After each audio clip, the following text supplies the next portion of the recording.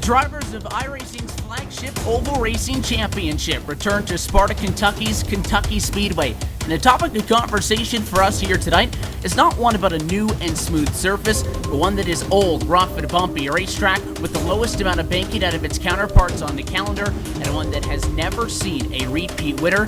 It is 4 years on the schedule, nor has an eventual champion ever crossed the start-finish line here first from Kentucky. When you look at the calendar, we're still 6 races away from Homestead, but at the same time, we're only 6 races away from Homestead and a final round in the championship. The 10th round of the 2016 NASCAR Peak Antifreeze Series, powered by iRacing, is next, and post-race show coming right to you right here on RaceSpotTV.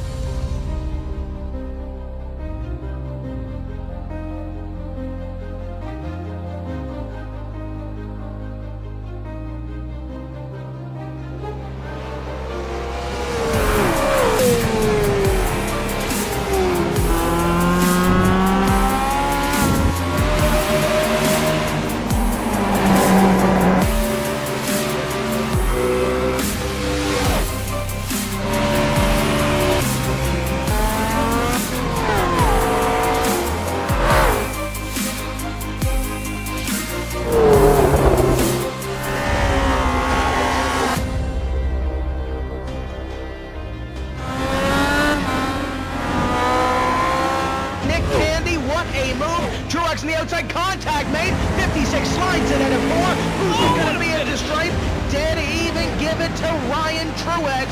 Truex is your winner over Tandy.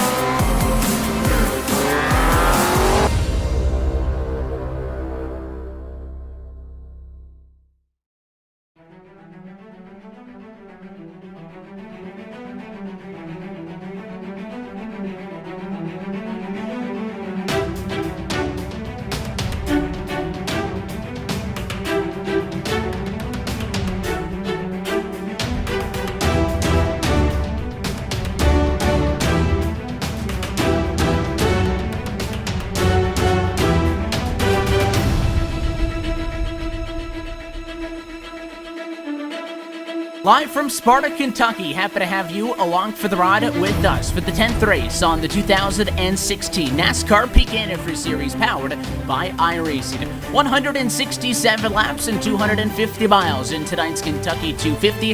Hello from the Bluegrass State, and welcome to the RaceSpotTV pre-race show. As always, with you alongside of myself, Evan Pusoko, topside, joined by Cam Walsh and Tim Terry, and director Hugo Luis, trackside, pushing the buttons and getting us to you here this evening. Guys, Kentucky Speedway is an interesting one, and we talked about this race, and we talked about the couple of races before this for rounds 9 and 8 earlier in the season, because it marked a string of 3 consecutive intermediate racetracks. Charlotte out of the way just before the summer break. We were at the Chicagoland Speedway 2 weeks ago, Cam.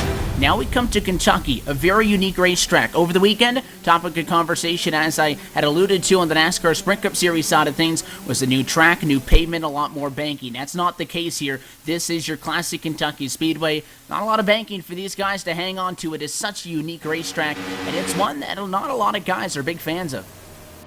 No, well, it's always going to provide ourselves a challenge here. I mean, it is a mile and a half, but it seems to continue that theme that we have going to all of these different mile and a halves, which, of course, we love to see how these drivers tackle these tracks. You know, this may be the type of day where people just some people are happy with a good result, some people are happy with a decent day, and some people are just happy to get out of here. I wouldn't be surprised if we have more leaning towards that, happy to get out of here today at Kentucky Speedway. But you know what? For us, though, it should be a fairly decent show, to say the least.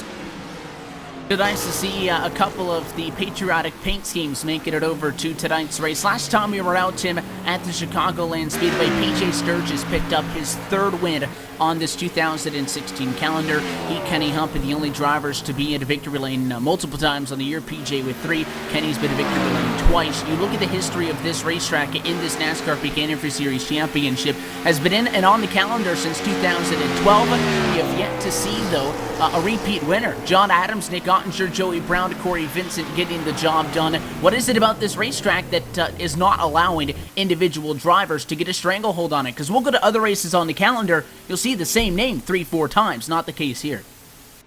And for the most case, it's different winners from different race teams. When you look at those 4 that you mentioned, different race teams, different drivers going to victory lane. Could it be a night that Slip Angle Motorsports gets back to victory lane? Nick Ottinger ran very strong at Chicagoland compared to the first couple of races of this season. I wouldn't be surprised to see Ottinger get his first win of the season and his second win here at Kentucky. But you look down the list, I mentioned PJ Sturgis. He and Ray Alfalla starting to break away from the rest of the field a little bit when it comes to the championship standings, trying to decide it amongst themselves. Kenny Humphrey, Jake Sturgis, Chris Overland, those guys behind, they really need a mistake or 2 out of those top 2. We'll see if they can continue to be rock solid tonight. Ray Alfalla and PJ Sturgis really have yet to make a misstep in this 2016 season on their quest to the championship. You see the qualifying clock on the top of your screen. Click down to 0, and all the drivers have been able to put down a time and qualifying in the hopes of getting the best possible starting position they can for tonight's Kentucky 250. Before we drop the green flag and go racing, let's take a look back 2 weeks ago and with your iRacing race recap from Chicago.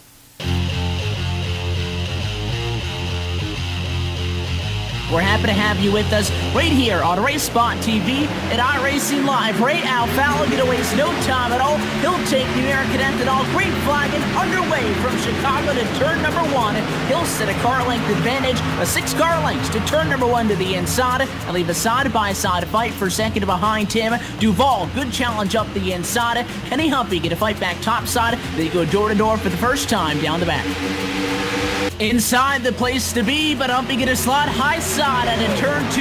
He got the left side tires on the apron, got the peak Chevy a little bit out of shape. Duval goes for the crossover, but can't keep it in the gas coming out of turn number 2. Caution, 33 laps in, and as many drivers dread so often, right in the middle.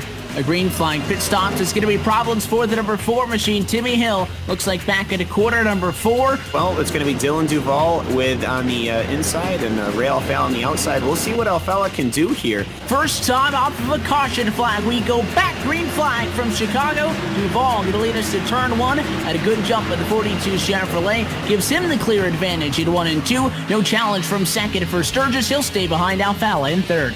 Speaking of waiting for somebody to make a move, Ray Alfalla going to be the first one to do it. He'll look to the inside, ride the white line through the inside of 1 and 2, force the 42 top side, and he'll pinch him all the way down the back straightaway from Chicago. They split off at a turn number 3, door-to-door battle for the race lead. 42, he doesn't have a shot at getting back to the gas. Sturgis, it looked like he was going to make a move when the 42 and the 2 were dancing for that top spot, but now he's about a car length behind, pitches it into corner number 3, goes on the outside line. The 42 on the inside. 57 may have overcooked it a little bit.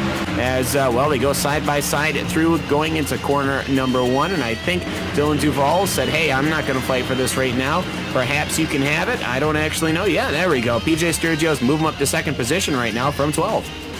Might be a perfect time, as you mentioned, if PJ Sturgis has anything left to really try to flex his muscle and see if he can catch up to Ray Alfalla. The 42 at Dylan Duval falling back here. PJ Sturgis, well, here he comes in. He seems to have the better exit off the lines. Ray Alfalla covering way deep, and there goes Sturgis. As well, we've seen him try to pass on the apron. He gets it on the inside line, Evan, and he might just have it, but that Alfalla Type Ford has got the exit off of 2.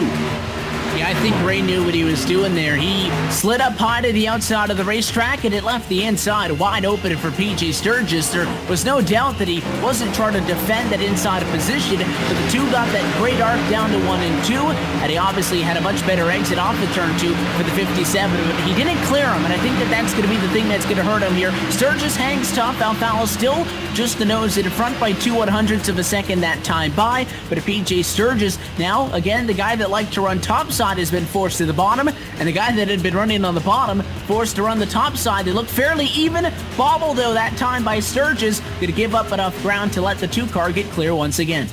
Ray Alfala maybe snookered the 57 there. He went to the inside like he was going to try to get around the 11, and he dives down pit road. So your race leader, first driver from the top 10 to kick off the service, the 2 car is in.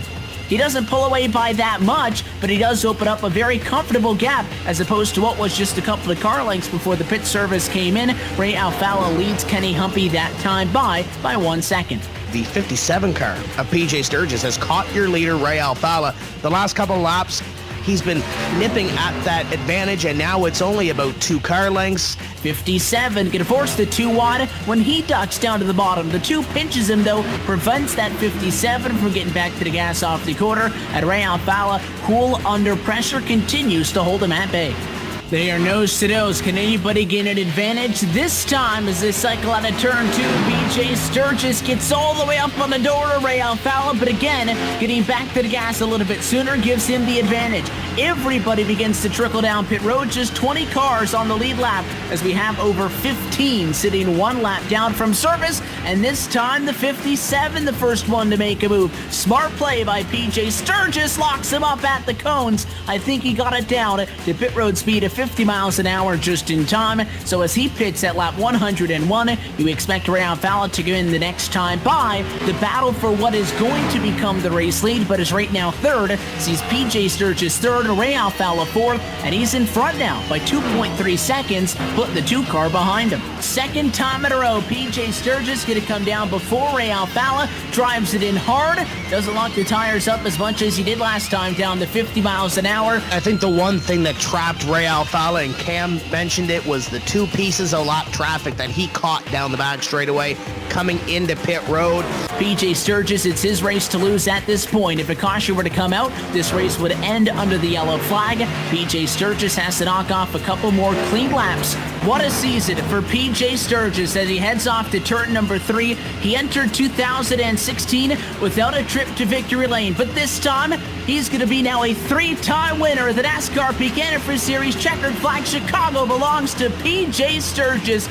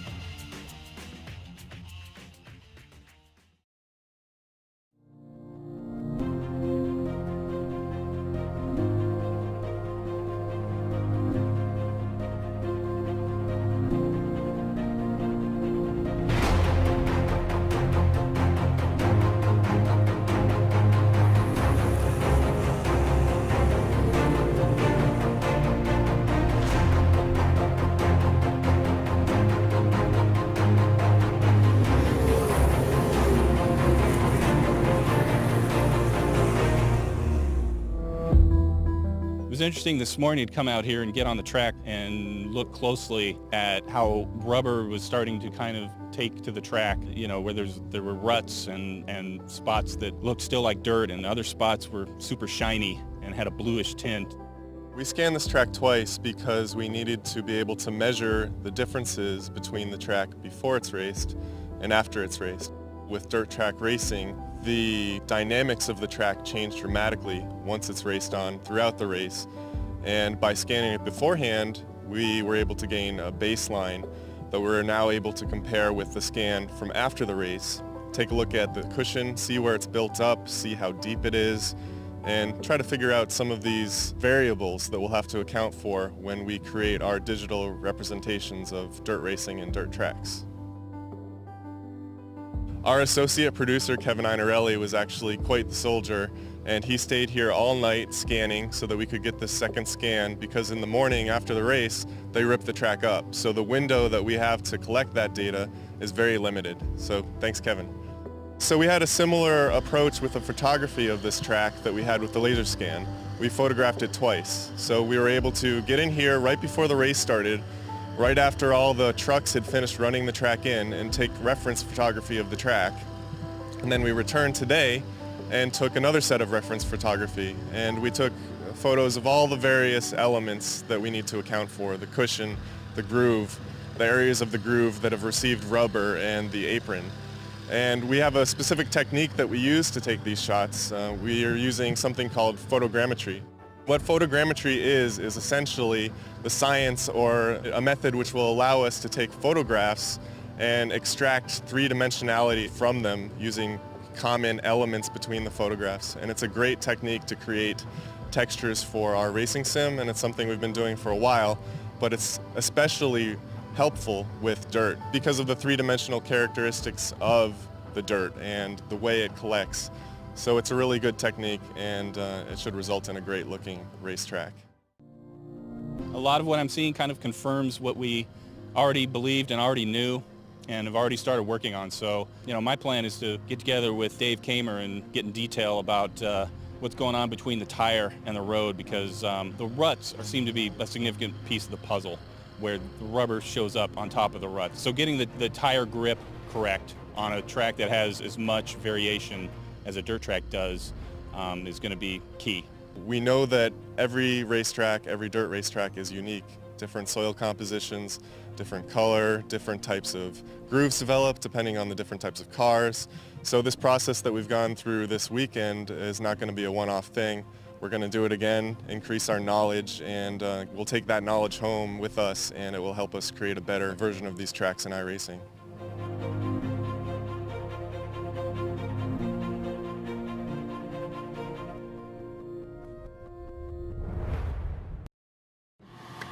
So hey, this is the new iRacing scanner, right? Yep, this is our new scanner. Wow. And this scans all your tracks and will scan everything else around it as well? Yeah, you can even scan yourself with it. Oh, that's awesome. Now, don't tell Tony that I asked, but how do you turn it on? You just hit this button, scan right here. Cool. And then that's just going to move around? Yep, it'll just do a rotation, scan away. Oh, wow, that's cool. That's cool. That's Yeah. real cool. Hey Kevin, can you come to the office for a minute? Yeah, to show you right something. there.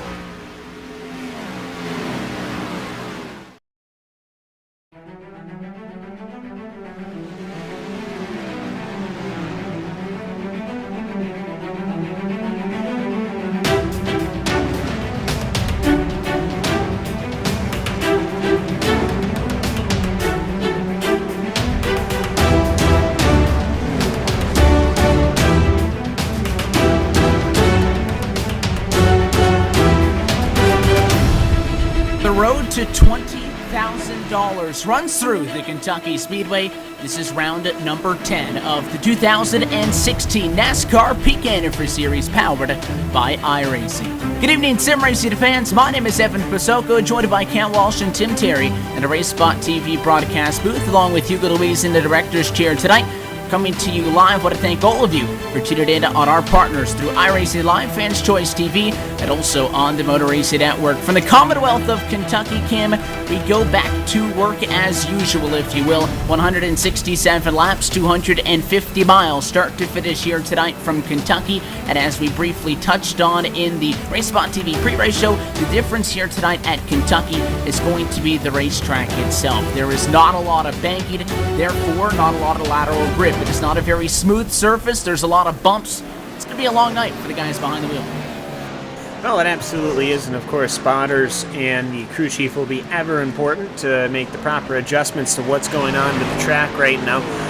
The weather's pretty fair for Kentucky right now. It's a summer day, but I think the thing my eyes keep looking at is the wind. Wind seems to be gusting quite a bit here. I've even seen it going as high as 20 miles an hour, so that might have some effect on these cars here today. But yes, it should be an interesting race here at Kentucky. I'm just making sure that what we have when we do get to pit stops, we don't have what we had happen at Chicagoland, where we actually saw a couple of our cautions from cars trying to get down onto that pit entry. It's going to be a tight one to get into Kentucky's pit lane.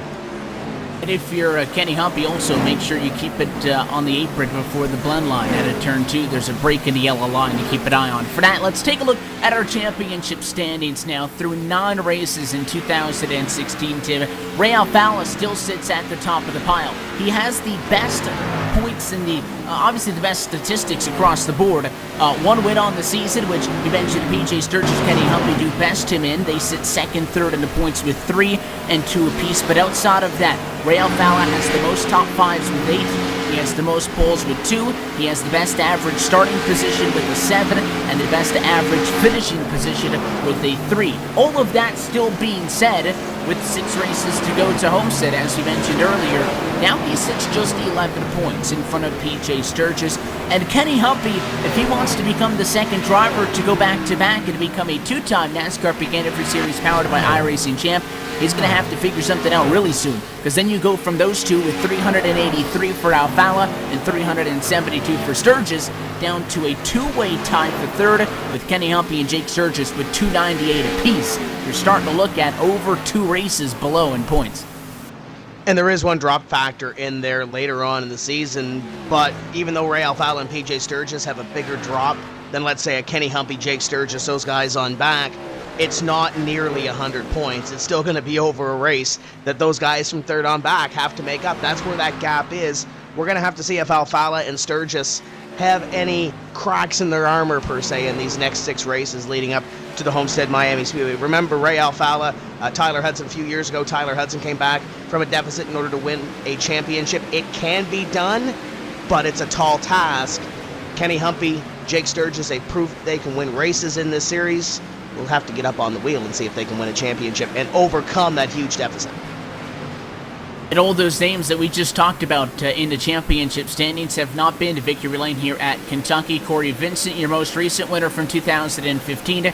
Joey Brown, Nick Ottinger, Robert Hall have also been the names that have been to victory lane here in 2014, 13, and 12, respectively. So drivers getting in a little bit of final warm-up time before we go green flag racing tonight. You saw before we stepped away and took a look back to Chicago from 2 weeks ago. The drivers went through into the qualifying session, and I think it's safe to say that the usual suspects found themselves up at the front of the field. 167 laps, though, is, I think, the sweet spot for race strategy. We have seen tons of strategy so far this year. In fact, Cam, I think it'll be harder pressed to find a race where fuel strategy didn't in one way or another play a factor than you would as opposed to having to look for one where it did. On top of that, though, this season we have seen some spectacular racing, and if you weren't in 2 weeks ago, that race recap I don't think is enough to do it justice. You have to go back and watch that battle there from the Chicagoland Speedway, because we saw fantastic door-to-door, side-by-side racing for sometimes in a battle for the race lead for 5, 6, 7 laps consecutively on end. It has been a spectacular 2016 season so far, and we expect that to be no different here tonight at Kentucky. Just the arms are going to be a little bit more sore afterwards, but it should be a great race, definitely. Yeah, and our voices might be just a little bit more hoarse at the end of it if these guys keep racing as hard as they do. And, I mean, Chicagoland was a great race. I think the strategy thing that you're talking about, it's exciting every single week that we do this, there always seems to be somebody trying something new, trying something different as they try to get themselves ahead. And sometimes it works and sometimes it doesn't. But overall, though, it's been very, very interesting to see just what people are doing and what people are trying to get ahead. And it breeds better competition. It breeds evolution of the race itself. A lot of people, I think, go in with a plan A and B, and by the time they hit E, G, or F, that they start wondering, what are we going to do now compared to what everyone else is doing? And I think that has just been providing us with some absolutely fantastic racing this season, Evan, and I expect it to go well here at Kentucky.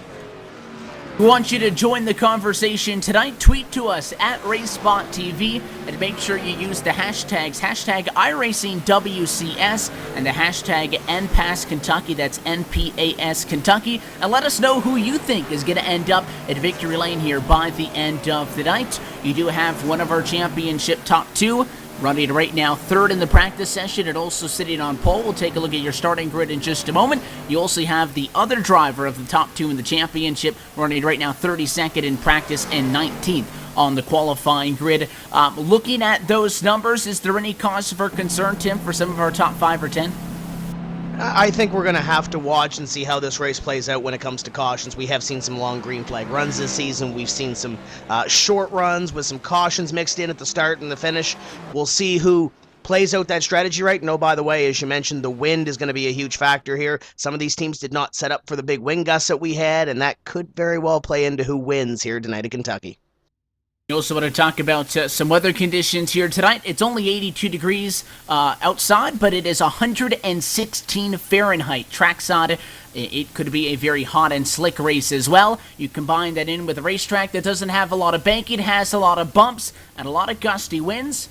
It could be a little bit of a handful for these guys that we could be in store for a wild ride. So the warm-up session now behind us. Cars are heading trackside. Let's take a look at your Pecan and Freeze starting grid for race number 10. The number 2 machine of Ray Alfalla, the Alfalla Tech Ford, picks up another pole on the season for what is going to be his third so far in 2016. Two-time with a 29.783. Blows out the next closest driver in Chris Overland with a 29.920 to make up P1. Overland starts alongside him on the front row in second. Taylor Hurst starts it out at the number 3 spot with Alan Bose alongside rolling off at 4th position. The 10 of Corey Vincent, who looks to get back into Kentucky Speedway victory lane, starts from 5th. And Byron Daly is going to be starting in 6th position, still in the 29-second bracket. And Michael Conti, he's going to be starting in 7th, a fair qualifying for him with a 29.9. Justin Bolton starts on his outside in position 8. Brian Blackford starting from 9th. And Josh Berry, our other peak antifreeze car, the 88, starting in 10th. And the last runners in the 29.993 bracket. Your next 5, see Logan Clamp at the 44, Brad Davies the 11, Cody Bias 27, Kevin King in 29, and Casey Tucker top 15. Eddie Humpy 16th position, 17th for Tyler Hudson, Thomas Davis, PJ Sturgis, and Alex Warren round out your top 20. Brandon Smith going to be starting 21st, Dylan C. Jones 22nd, Trey Edson 23rd, Mitchell Hunt 24th, Nicholas Johnson, he's going to be starting all the way back in 25th position today. Andrew Fash the 3rd in 26, 27th, PJ Sturgis, Robin Williams, good to see him make a start here, 28th, Nick Ottinger deep in the field, 29th, and T-Loft 30th. Michael Johnson, David Rattler, Adam Gilliland, Dylan Duvall, Ryan Borges, Tyler Hill, Timmy Hill, Brad Mahar, Ryan Lowe, Joey Israelson, and Matt Busa. Gonna round out your 41-car field here tonight from Kentucky. The pace car makes the sharp left-hand turn down to Pixada. We're happy to have you with us on RaceSpotTV and iRacingLive. Green flag in the air from Kentucky, round 10 of the NASCAR Pecan and Freeze Series underway, and an easy move to turn number 1, pole sitter Ray Alfalla. Going to take a single file lead through 1 and 2 for the first time. Single file inside the top 5, and side by side with the 5, Michael Conti, at a battle for P7. He fights with Justin Bolton. As they come into corner number 3 for the first time today. Already some cars starting to slip and slide as they try and get the throttle down as they come out of 3 going into 4, coming out of 4. You can almost see some 3-wide action, as you can actually. Brian Blackford has a wiggle and a touch with Brad Davies to already start this race. That's going to send Brad Davies out through the field here. So it seems that the front of the field seems to have gotten away here cleanly, Evan. But you start going 5th position back, and it starts becoming a melee just like that. They keep this up, well, we might just have an early yellow. Yeah, the top 5 are single file, luckily enough for them, down to turn 1 on lap 1, and then the second time around, the top 10 were single file, so they are going to slowly weed themselves out, figure out who's going to be running in what position, but there is still door-to-door action just outside the top 10. The 0-1 of Tyler Hudson inside of the racetrack in 14th position. He's trying to dispose of Kevin King. The 29 Proline machine stuck up on the outside of the racetrack. Might have to find a spot in line sooner than later. The 0-1 executes the move, and now here comes PJ Sturgis up the inside of Freight Train on the bottom. Sturgis started deep in the field. He's all the way up, making that move on Kevin King to move him up one more spot. And I talked to Kevin a little bit earlier. He seemed pretty optimistic about the way the night is going to go for this 29 team. We'll see if it fares out through 167 laps around this joint. Ray Alfala continues to lead. Get about 3 car lengths back to Oberlin and Taylor Hurst in the 74. What a great qualifying run for the 74. Really likes these types of racetracks, excels in racetrack like Kentucky, has run well in the past at Richmond, and now he's looking for second. What a run at a corner number 2, catching up to that 47, trying to make a move for position number 2. And then that spot occupied right now by the 47 machine of Chris Overland, sitting 3/10 of a second, as you mentioned, back off for Ray Alfala, who leads now his 4th lap this time by on the evening so far. Really hadn't been challenged on the drop of the green flag, and he sits with a fairly good gap, just now 5 laps into this contest. You look at a guy like Chris Overland, 5th in the championship standings, and then you talk about a name like a Taylor Hurst. Well, you're not going to find that 74 inside of the top 10 in the championship as he goes to the inside. He's 7 left the door open, and they go door to door, center off, run to the inside, and Taylor Hurst going to pick up P2 at lap number 5. So while he may not have an opportunity to battle for the 2016 championship again, for those who have followed this series for a good amount of time, but obviously the drivers know very well, there is much more on the line than that $20,000 cash prize or finishing inside the top 3 or the top 5 to get some of the rewards available for the drivers that finish at the top of the championship ladder. There is also the objective of really maintaining your license for this series and retaining your opportunity to run in this NASCAR Beginner Free Series Championship for next year at a 74 machine again. Obviously, that's the objective, but he's having a great run. Again, to make that move, we'll see now that he's no longer stuck up on the bumper of the 47. If he can start to close it on Ray Alfala, the 2 machine got a little bit further away. He's half a second now out in front. Well, that he is, and when Hurst and Overland were starting to work their way, and actually Alan Bowes is now working on Chris Overland, so for Chris Overland right now, at least at the start of this stint, the car does not seem to be responding well, perhaps maybe to the wind, as it's about 15 miles an hour out of the northeast right now, gusting all the way up to, I saw 22 earlier, as perhaps he's having issues dealing with that wind. But Taylor Hurst is checked out from Chris Overland, and I have a feeling Alan Bowes is going to want to do the same. But right now, Ray Alfala, well, he seemed to have been having a great run as Hurst and Overland fought, but right now Hurst, he's running faster lap times than Ray Alfala. He might be able to catch up in the next couple of laps here, but everyone else is just stacking up behind to one long single file line going all the way back to 22nd, where Dylan C. Jones is trying to make a pass on Trey Edson. But everyone, I think, right now is just trying to settle in, Evan, and just trying to hold on, let these laps go, let the rubber get down, and let these cars come into their own. And you want to talk about getting everything out of that racetrack you can. That 1 machine all the way up to the fence, coming off at turn 4. Inside, Dylan C. Jones going to make the move. That's the 2nd position the 1 Ford has lost in the last 3 laps. You see the 41 that's trying to scoot away from that battle. Jake Sturgis, who started 27th, is up to 22nd. He also had just recently made a move around Trey Edson, so stuck on the outside was that number 1 entry, and he finds a spot in the line for the time being. You can really see how these guys are working the wheel when they come off at turn 4. A lot of quick passes being made throughout the field right now. PJ Sturgis seems to be one of the drivers on the move. He just made a move around the 27 of Cody Bias and got by Mitchell Hunt a couple laps ago. With PJ Sturgis up to 14th after starting in 19th place 10 laps ago, and he's chasing down Tyler Hudson. As Cody Bias going to lose 1 more to the 71 behind them. It's Kenny Humpy side by side with the 29. Some of these drivers just picking up some quick passes and trying to get towards the front of the field as Ray Alfala continues to set the pace up in front by about 3 lengths over Taylor Hurst, and then a nice little conga line behind for position number 3, led up by Chris Overland, and a former winner at this racetrack, last season's champion, Corey Vincent. Towards the tail end of that conga line, you got Brian Blackford, who started this race at 9th position, fallen to 11th.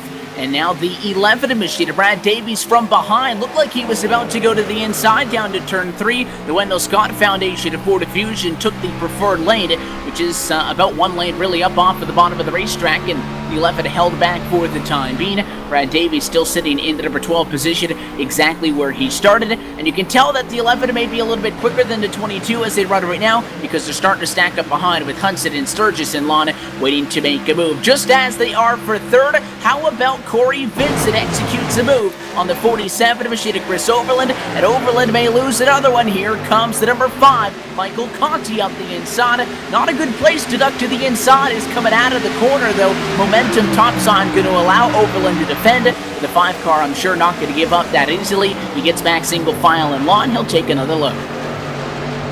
Yeah, I have to say there, Conti trying to sneak that nose in underneath that number 47, and it kind of maybe once a little bit. He had to immediately go opposite lock as soon as the nose hooked up in the air, and he had to back way out of that. He's almost looked like he's going to try to maybe work his way on the outside. You can just see how much play he has in the wheel right now, Michael Conti does.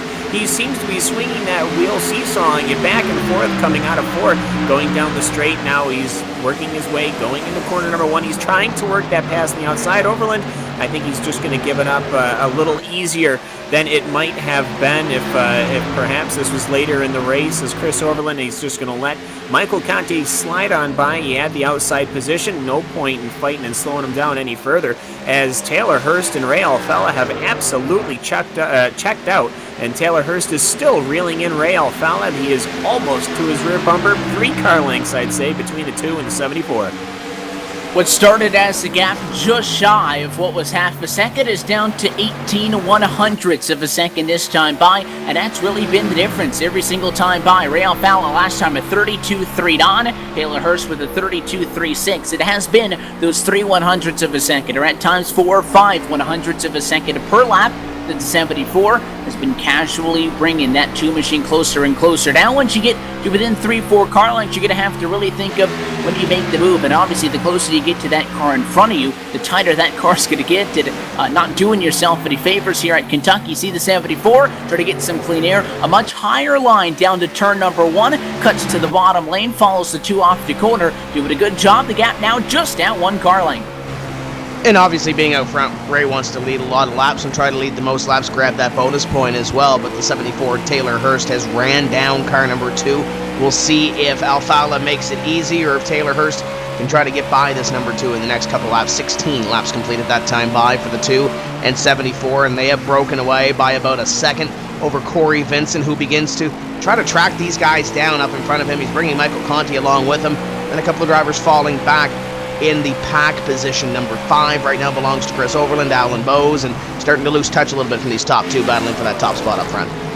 Then fighting outside the top 10, do what it out. Tyler Hudson in the 01 machine, battling with PJ Sturgis, and Ryan Blackford is battling with the number 27 Cody Bias. Mitchell Hunt got around him the last time by, so the 22 Ford is still kind of stuck in that bottleneck of cars we were talking about. About 3 or 4 of them had gotten really stacked up at a single file line behind him, and they were all really waiting for that first machine to make a move. We have since seen PJ Sturgis in the 57 also get by. He's trying to make his way up to the front of the field, and he's got a great view of the battle for P11. Brad Davies has it outside. Hudson going to make the move to the bottom of the racetrack. They go nose to nose in 3 and 4. Yes, and of course, right now that outside line, it seems that once we get some laps here on these cars, the outside does seem to start coming in. But Tyler D. Hudson, he is actually fighting back, unlike Overland, who sort of had that position and let it slide. Probably because we're just closing out lap 19 right now. But right now, Tyler Hudson and Brad Davies. Davies not only tried on the outside, maybe he'll try to the inside. And then looking behind, it's PJ Sturgios. He started in 19th. He's worked his way up. He's in 13th right now.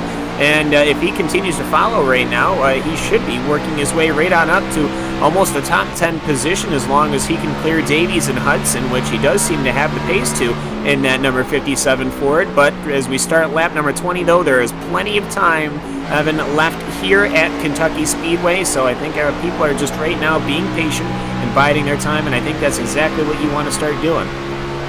Yeah, 147 laps still to go, to be exact, here from Kentucky. Great battle going on a little bit deeper in the pack. Into the battle for the race lead still sits at about 1 to 1.5 car lengths. Taylor Hurst got up to him, and right now he seems to be stuck behind that Alfala Tech Ford in front as he looks for a way around. Battling deeper in the pack, Kenny Humpy in the 58 machine went 3 wide, trying to get around the 22 of Brian Blackford and the 29 of Kevin King all at once. Blackford now under attack for the 85 of Thomas Davis.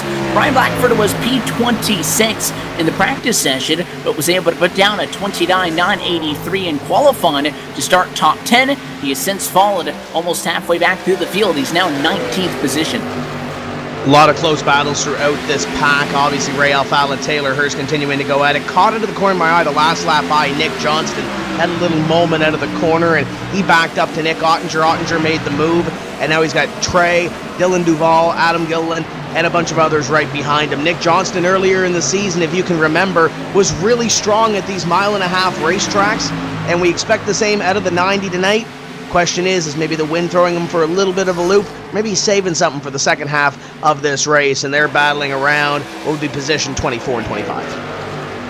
There's no doubt tire conservation is a big thing, and we've seen it in these races. Even up front, guys like Ray Alfala who take off, and we saw the two really didn't blow him out of the water early, but I think got a comfortable gap, got up to 0.5 of a second. Somebody really digs for the first 15, 20 laps, and the next thing you know, well, those Goodyear Eagle tires aren't doing so good. They begin to fall back, and next thing you know, second, third, fourth, and fifth become 1, 2, 3, 4, and that driver sometimes falls outside of the top 5. Ray Alfala, one of the better drivers at keeping those tires underneath him, but there is no doubt the 74 is there. And again, you have to think that Taylor Hurst may just be a little bit faster as they go right now, Cam, because what we saw a couple of times already, back for maybe 5th and 10th position, is you're seeing a line form up. Taylor Hurst is there, but Corey Vincent was 8, 9/10 of a second back when the 74 first got up to Ray Alfala. Now he's within 3/10 of a second in the battle for the race lead, so you can tell that 74 machine, he's being held up just the slightest of margins. Again, he may be only those 3/100ths of a second faster than Ray Alfala. That's the time he was making up before he got stuck behind the 2. It's not like that 2's off pace by any means, but the 74, just because he's just a little bit quicker, he's not blowing the 2 out of the water, maybe out of the corner, he can't get the run to put himself in a position to execute that move, and sooner or later, he's going to have to make something happen, or Corey Vincent might just take second away from him. Yes, and as long as he's keeping those tires going and he's staying behind a car, possibly just keeping a little bit more fuel in that car so they don't have to throw as much in it at the pit stop, I mean, it should be relatively okay for Taylor Hurst. I wouldn't be that bad sitting back there right now, but just looking back to Michael Conti, it's not like it's that far away here, as I'm wondering what happened to Corey Vincent. I don't see him right now, but okay. Either way, I thought he was running around in 3rd, so maybe he slipped on back, but right now it's Justin Bolton who will be in 3rd, and Chris Overland. Well, I have to look at Chris Overland right now. He started in 2nd, and he has been slipping back all race long, Evan, and you know what? He might just have a setup that was very quick in the qualifying session, but right now, that car is not at all working at here at Kentucky Speedway, at least in its current form. Yeah, and bad news again for Corey Vincent, was battling in that number 3 spot, and again, we were just talking about he may be in a battle with Taylor Hurst. In that number 2 position before the 74 would be able to get up to the 2. Some sort of an extracurricular issue is not letting him continue that fight. Hopefully he can get that car back out onto the racetrack sooner than later again, especially under green flag conditions. If he can get the car back out even at the best possible time, you're looking at a couple of laps down. A very tough break for a driver who we noted has found success at this racetrack in specific. Your most recent winner from 2015, and also a driver who sit P6 in the championship standings into tonight. It's a tough pill to swallow, as he was looking for maybe in a top 5 position at the end of it all. Battle for P9 at the moment. Logan Clampett on the inside of the racetrack, and he tries to get around Josh Berry, the 88 Peak Chevrolet defensive line up top. Not going to let him get by. But at 44, and now sideways of the 01 machine. Tyler Hudson won a save. It'll cost him a spot to Brad Davies, but it could have easily been in the fence behind these guys. Yes, and I almost have to wonder here, Evan. I mean, well, Josh Berry was the one who was the aggressor in this one. He was trying to make that pass on the outside on Logan Clampett, but ultimately, though, Clampett has been holding the bottom end down right now. The car seems to be at least about as all right handling as it can be here at Kentucky. But Davies right now, he almost looks to make it 3-0. He's going between picking the 44 and the 88. Well, it's easy enough numbers to pick from, but it's he's just swerving between the two different lines here, and I think Davies, he's trying to get along here. And Tyler Hudson, Kenny Humpy, and PJ Sturgios are all starting to file up behind these two cars. These guys are slowing each other down, and as Corey Vincent's on track now, but unfortunately, he is well down the field, down into 40th position, Evan. That is absolutely heartbreaking to see right there. But you know what? He'll keep on circulating, and maybe if something unfortunate happens to someone else, he can possibly make up a couple of spots. And I think what you're seeing with that battle, you mentioned the 88 to the outside of the racetrack, the 44 not going to give it up, comes back down to the inside. Logan Clampett with the Ascors color on board his Chevrolet SS tonight.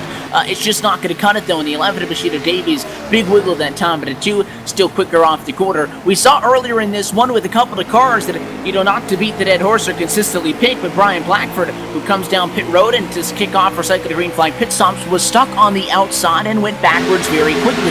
Now that rubber is continuously being put down on the racetrack with the iRacing dynamic track surface, and as well, the fact that the tires are starting to go away, the guys at the bottom, they can't hold it down there as good as they could earlier on in this race. And with that being said, the outside then becomes a more viable option, and that's why you're seeing the top side get the better part of that 3 or 4 car battle that was going on just inside of the top 10. That sees now the 88 Machida Josh Berry having to deal with Brad Davies' company. Kenny Humpy going to come down pit road this time. The 58 Machida made a mistake on pit road 2 weeks ago that caused him to drop multiple laps down and took himself out of the running for this race. He comes in, and we still await Ray Alfalla, Taylor Hurst, who's going to make the first move. They still run nose to tail. Nothing has changed up front in the last 5-10 laps. Their gap is still at 1 car length.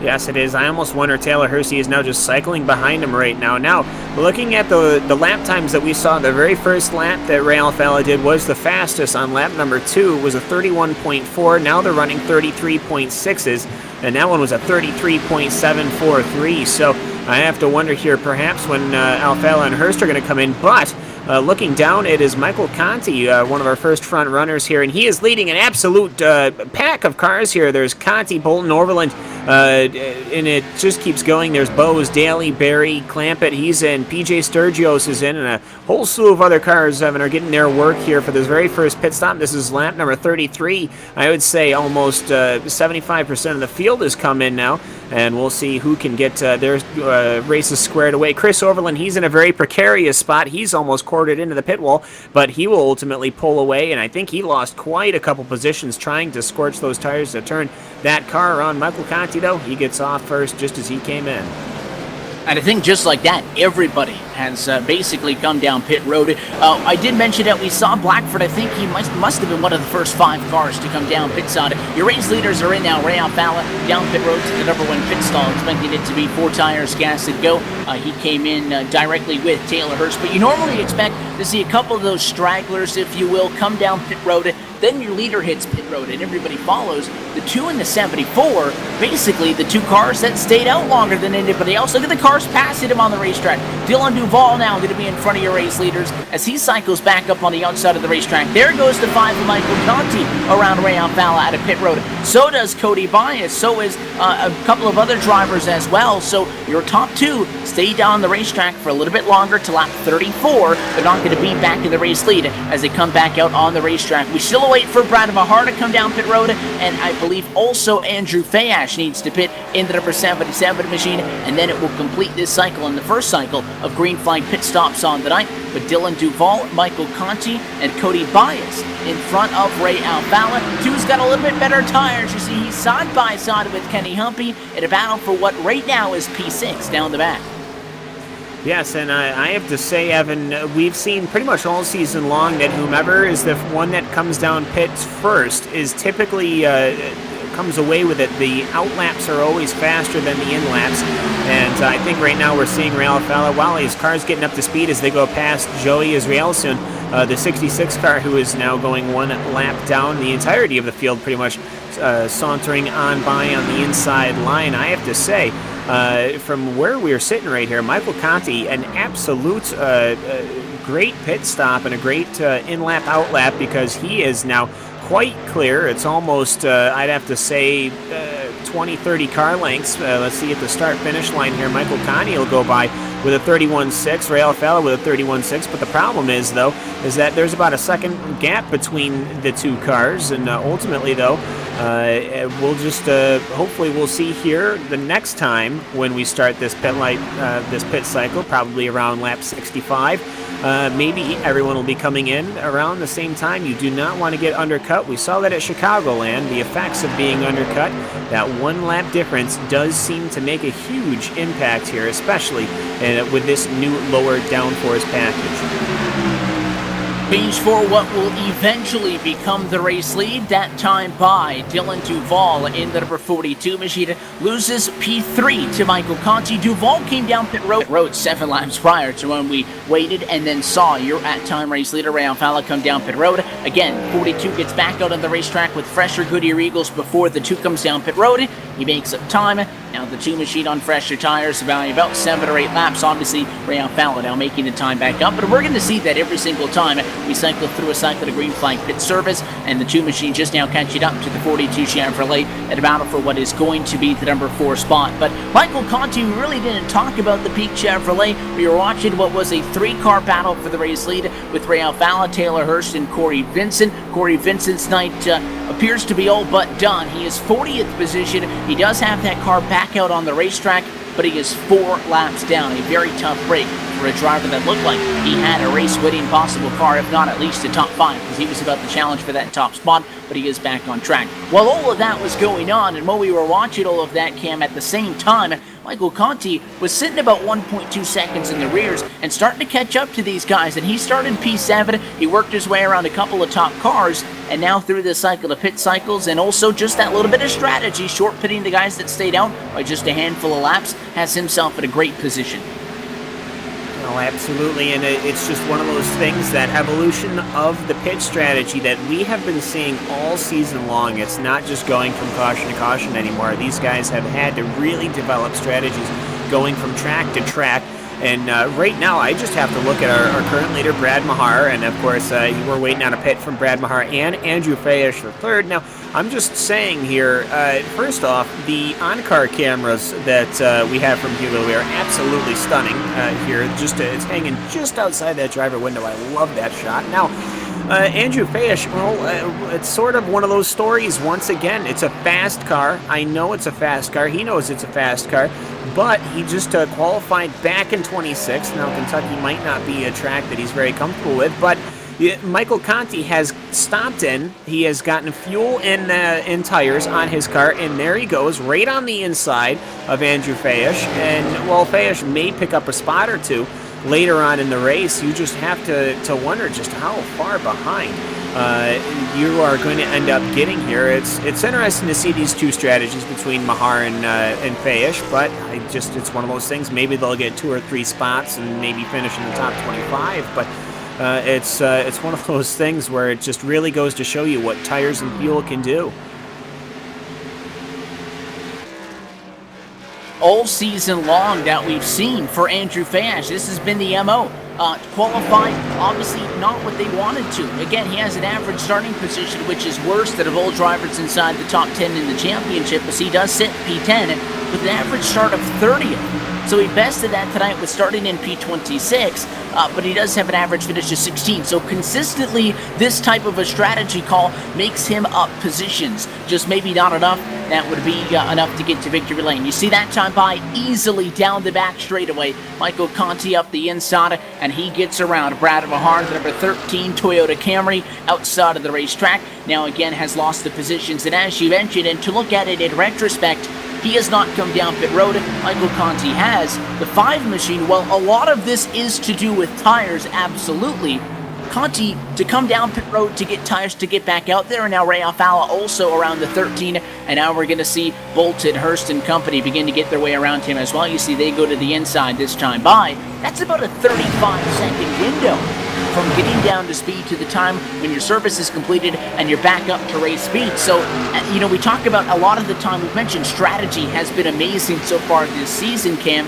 We see so many times on a green flag stretch, maybe you have 70 laps to go to the end of a race, and so the guy who goes with the one-stop strategy erases a pit stop from the strategy, and you think that it would be a masterful call. But what happens is the people who come down and pit twice in that same window are just so fast with those fresher tires that they overlap them. So now, once these guys, the 2 who stayed out up front, eventually come down pit road, they really didn't gain anything. In fact, they may have just lost ground. We'll have to see. Well, and speaking of losing ground right now, Brad Mahar is almost a moving chicane. I think he might have even chipped a wall or something with some front-end damage there, but what that did is that set up Dylan Duval and Chris Overland as they go across the start-finish line. You can't squeeze a tenth of a second between them as they've gone past the start-finish line. They're almost looking to possibly position their cars to go 3 wide. They'll think better of it, though. Josh Berry, he sneaks in for the 10th position right now as, well, with Brad Mahar, I almost wonder how long. I guess if you're going to dedicate yourself to that strategy, you've really got to run it to the full extent. And, of course, as well, and there he comes in now going down into pit road right now. But for Overland, well, he's had that stop. Perhaps that car is going to be running quite a bit more competitive laps. He's running faster than Cody Bias, so that's and that's for 7th position, so that's going to show maybe what they did on that number 47 double clutch car is working out to their benefit, or perhaps at least we're getting a little bit used to the weather that we have here. Wind's still around 15 degrees, track's about 116 degrees Fahrenheit. It's going to be interesting to see here what Overland does, but Barry keeps trying to attack down the inside. And PJ Sturgios, I almost wonder if he's just sitting there and waiting to see how this plays out, to see which line develops, or waiting for their tires to fall off as they fight each other. We talk a lot about the strategy in aspects of those guys who stayed out, Tim, but also on that note, with Michael Conti now leading this race, 0.8 of a second in front of Ray Alfala. The 2 is closing in. It'll be interesting if he can get to Michael Conti before we get to the next lap of the pit service, because we saw your leaders come in right around lap 30. We're already now to lap number 51, and again, those guys staying out, showing you that the pit strategy is very much focused on tires, not fuel. But outside of people staying out an entire stint on the strategy, it is an extremely difficult call for these guys to make, that 3 or 4 lap difference to come down pit road, and a lot of the credit has to go. All of these teams, Michael Conti, Ray Alfala, and company, you can name down the drivers inside the top 10, top 20. They got a bunch of guys on top of the pit box with them. They've got live in-race spotters in their ear. All those guys communicating to make these decisions. Yeah, it's just not the driver that's putting in this decision as Michael Conti leads. Ray Alfala continues to chip away at that lead that Michael Conti has, and I think Ray Alfala is going to be there, if not make a move on Conti before the next round of green flag pit stops. It's just a matter of how far Ray Alfala can get ahead, or how close he is when they do end up coming down to the attention of their crews. Justin Bolton sitting about 2 seconds back with Taylor Hurst and the 58 of Kenny Humpy in position number 5, so those guys are going to do a little bit of dancing as well. But we've seen a few of these races come down to pit strategy this season, and by the looks of it, I think we might see another one come down here, with the first 53 laps being green so far, as Conti sees Ray Alfala getting bigger in the rearview mirror. It's now down to 3 car lengths between himself and the Deuce, number 2. I think Kentucky is also a track where you have to expect that you're going to see green flag racing. There's some of these other tracks you go to at the 1.5 mile length, like a Charlotte Motor Speedway. There's tons of banking. People get very brave. But a track like this, Cam, we talked about how difficult it is. I think these guys came into this race expecting this kind of a race. Very little caution flags, if not a race that could possibly go green all the way to the end. Not that you don't always have to plan on this kind of a strategy, but I think here tonight, this is exactly in line with what the drivers have been expecting.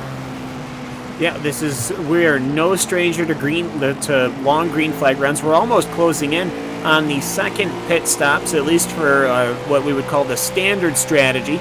I think everyone pretty much came in around lap 33. I think the leaders came in, lap 34 right afterwards. So right around lap, I'd say 65, I think. 66 is when people are going to start coming down pit road once again, maybe lap 67 in mass.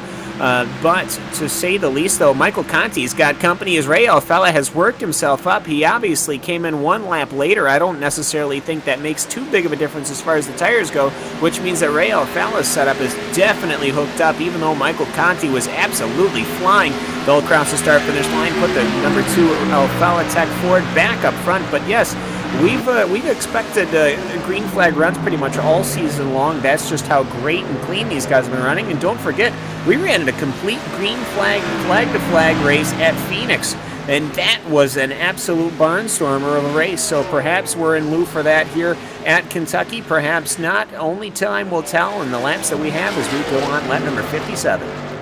And Phoenix is a race that might you expect things to get a little bit more out of hand in comparison to a place like Kentucky. Race leaders went down to turns 1 and 2 for the first time in about 20 laps, with Ray Alfalla leading the way and getting made that move on Michael Conti. The 5 begins to drop back, but look at the 71, fresh tires coming up.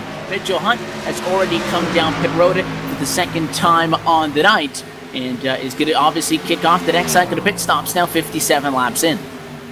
There's a few of these drivers out back that are preparing for pit stops, but they're also trying to pick up as many positions as they can before they do so. Brad Mahar's moved up a couple of spots there. He's 1 lap down, but the battle between the 34, the 3, the 82, and the 4 nearly got disastrous the last time by, Evan. They were 3 wide for a moment. Alex Warren had to pull his foot out of it. Now the 3 and the 34 get back single file with Timmy Hill trying to pick up a spot in car number 4. Meanwhile, up in front continues to be Ray Alfalla. And you look back at that battle for position number 3, it still remains single file for those guys. But there's some battles throughout this race, including Davies and PJ Sturgis. They're nose to tail right now. Josh Berry right behind them. That are going to get intense, I believe, in these next 5 laps or so before these drivers start to peel down pit road to get service to these race cars. Try to get whatever you can on this stint before you peel down. We saw that big influx of almost 15 cars come down at a big single file line. I think it was lap number 32. So we're sitting about 3 laps away from making that same fill number on this second stint. And I think you could expect the bulk of the cars to come down pit road. There is a battle just outside the top 10. Logan Clampett has it. Kevin King wants it. It's a battle between the 44 and the 29 for 14th position. King to the inside. Nothing came from it that time by. And again, these are the battles that are basically going to continue for the better part of the night. One thing that surprises me, I don't think that anybody's surprised that Ray Alfalla is back to the race lead at the long end of this stint. Again, talking about just how the tires work out. Michael Conti, though, fixing to pick up what is technically going to be 1 position, but I'll call it 2 because Corey Vincent again was in front of him. Conti technically was 3rd when the pit cycle began, but he was in 4th position just a few laps before that. He's going to be able to maintain the number 2 spot. He's only 9/10 off of Ray Alfalla. It's going to go above the 2nd this time by. But what surprised me, Cam, is that Taylor Hurst, who was on pit road right with Ray Alfalla, didn't keep the longevity in those tires like the 2 did. He's 2.7 seconds back in 4th position behind Justin Bolton. Yes, and well, Justin Bolton, he's running actually a fair race. Justin Bolton is. He started in 8th. He's up to 3rd now. But I mean, you have to start wondering here just where people's setups are starting to lead them here. I mean, you've got Alfalla, you've got Conti. Conti has fallen well off, even though, to say the very least, they stopped pretty much at the same time. I mean, 1 lap of a difference in Alfalla is, 1.4 seconds up the field? That doesn't just happen. So perhaps these cars are making these adjustments for the weather that they have presented, for what the track's giving them, or maybe Ray Alfalla's car is set up for a little bit longer run. Maybe they were expecting something along these lines. And I have to say there, Taylor Hurst, well, he's slowly reeling in Justin Bolton. And Kenny Humpy there, you can't forget about Humpy. I mean, he started in 16th. He's the highest running car that started the furthest back. It doesn't make sense when you hear it out loud, but it does, don't worry. He started 16th. He's in 5th now, 3 seconds behind the leader. Yeah, and I think he's also the biggest mover inside the top 10. There's a couple of guys back at the pack who will take the biggest mover on the race title away. Guys who started outside the top 30 that have crept their way into the teens. You got 27th place on the grid and 16th for the moment for Jake Sturgis at a similar window. Speaking of which, how about PJ Sturgis? Again, the challenger in the championship has been closing in on Alfala all season long. And he started in 19th position, but he's doing a great job. He's looking for 9th position right now on Cody Bias. Doing what he needs to do is getting a spot by spot every single time by. Working on just doing it one position at a time. And he's in a spot where if we get a caution flag at any point, group things back up, he could really jump on somebody. We've seen this multiple times this season out of this 57 team. They may qualify dismal compared to where their championship contenders are qualifying, but it just seems like that 57 continues to methodically pick up positions. Behind them, it looks like a parade coming down into pit road, led by the 27 of Cody Bias. Going to be the 53, and I believe that's the 44 of Logan Clampett, also heading down towards pit road behind PJ Sturgis, who currently occupies position number 8. And just in front of him, great run for Brad Davies. Davies is all over the back bumper of Chris Overland in car number 47. That is the battle for position number 6, as you'll see some of your leaders start to peel down onto pit road in these next couple laps, including, I believe that's the 58 of Kenny Humpy, the first out of the top 5 to peel down to the attention of his crew on pit road. And also, Dylan Duvall did exactly what he did on the first cycle of pit stops. Also, as almost everybody comes down, I mentioned 32 laps the first time, so 64 is the magic number. Duvall pitted a couple of laps ago. He's 36th position. He could end up as the race leader after this cycle of pit stops. A 36th position swing could occur in the next 5 laps. Again, solely based on that fuel strategy. Conti going to slow things down coming off at turn 4. A really late entry down to the apron, but he gets are slowed down in time. Conti in from second, Taylor Hurst in from third, Bose Overland 4-5 also down pit road. You have to assume Ray Alfala will be forced in the next time around too. I would imagine it wouldn't make any sense to stay out there right now when all of your competition is coming for tires and you are running that tire strategy. You've got to do it now. Michael Conti, he came in. Taylor Hurst, he was about almost 10 car lengths behind, and then when they got to the cone, I mean, Taylor Hurst, he had to almost double check the car up to not run into the back of Michael Conti's. So Taylor Hurst should be coming out right around where Conti is, and that will be a very interesting race. And actually, no, I think Michael Conti is going for 2 tires. He got 4 tires. His crew was that quick, and he got a massive lead over Taylor Hurst. I almost thought they took 2 tires for a second. I told myself they'd be crazy if they did, but just look at the gap between Conti and Taylor Hurst. That's how fast that Peak Antifreeze crew is, and Michael Conti is out there once again just like that. And he was digging, by the way, on the exit of pit lane. If you saw that, that is extremely thin. That's one thing that they did when they repaved this Kentucky Speedway in the last couple of months here on the real-world side of things. As Ray Alfala burns out of his pit stall, watch him on the inside here. That's not a lot of room between that yellow line, which you can't go up above too early, and the inside of concrete wall, and it's hard for Ray to keep it down on the inside. Right there, you see the break of the yellow line. He goes up. It's so hard to not jump into the temptation, if you will, of just jumping up above that yellow line, because you can't get the foot down. So you're waiting on it, you're feathering the throttle. A lot of these guys, the car going side to side, really trying to get everything they can. And then you see those guys who are up to speed on the racetrack that short-pitted you by 1 or 2 laps going by. You got to stay disciplined and keep it down. No such big of advantage this time as opposed to last time. Michael Conti, he does end up in front of Ray Alfala. That is going to be short-lived, though. Side by side, those 2 cars go at it too.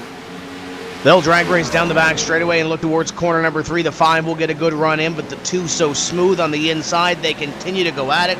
Toe-to-toe at a corner number 4. This time by, it looks like the 2 will take that spot away from the 5. Conti will fight back on the outside. It'll be the 2 by a half car length, and that is what is now a battle for position number 6. Kenny Humpy right in front of them he came off a pit road before them, but obviously, as you mentioned, Evan, a couple laps before Ray Alfala and Michael Conti came down pit road, it was Kenny Humpy peeling off to the attention of his crew. Robin Williams in the 12 is the car you see down below. He'll be headed towards pit road, I believe. This time, by scored in the lead lap last time in position number 4. Busa is still your leader. He enters corner number 1. Along with Robert Williams still out on the racetrack. The Red 12 machine down pit road this time by to be serviced. 34 machine still out in front in the Gale Force Sim Racing Toyota. That battle between, though, Michael Conti and Ray Alfala, the 5 machine may have just done exactly what it needed to again on the first cycle of pit stops. Ray Alfala was really watching the 74 of Taylor Hurst because they were bumper to bumper, and Hurst came in at the same time as Ray Alfala did, and that was a couple of laps after Michael Conti had pitted from behind. He used what was about a 1.2 second disadvantage as almost a cloak of darkness to kind of hide what his call was. Came down pit road, and the 2 really wasn't looking at him. This time, when Michael Conti pitted from second, Ray Alfala came in the immediate next lap. But Conti made up the distance that he needed to, Cam, on the last short pit, that although he only outpitted him by 1 lap this time, Ray Alfala got back out there and went single file, then went right back down into his door, and I thought the 2 was going to get the job done. Again, this time, though, Ray doesn't have that 5 or 6 lap tire advantage. So now you have Michael Conti in front of Ray Alfala. Right now it is for positions 3 and 4, but on equal tires this time, not a disadvantage. So if the Peak Chevrolet has a race-winning car, now's the time to show it. Oh, absolutely here, and it would be great to see Michael Conti have a great finish. Now, here is another statistic that we haven't really gotten a chance to talk about. Michael Conti, when he went down pit road, like I said, it almost seemed like he was a little slow coming in. Taylor Hurst was able to really catch up to him. Now, Michael Conti's crew got his car out in 14 flat, 14 seconds of work, the fuel and the tires, and he was gone. 4 tires. Taylor Hurst, a 14.8. Ray Alfala, a 15.2, a second. 0.2 gone, just like that on service. So that's what allowed Conti also, as well as hustling right on out of the pit lane, as you were talking about earlier, Evan. And now that is showing that Michael Conti, well, on top of having a good crew today, then being all hooked up, he is absolutely going for it. It's obvious that he's hungry. Who wouldn't be? But right now he is trying to absolutely do everything he can to keep that car ahead of Ray Alfala and to get a little bit of a gap, but that Ford is just leaning onto the inside, and we'll see here as they go side by side one more time. Talking about the 34 machine of Matt Busa, who had stayed out to become your race leader, Tim. He has that last pit stall on pit road, and he locked that machine up, but he went passenger side first into the inside concrete barrier a little bit, locked it up and spun out coming in.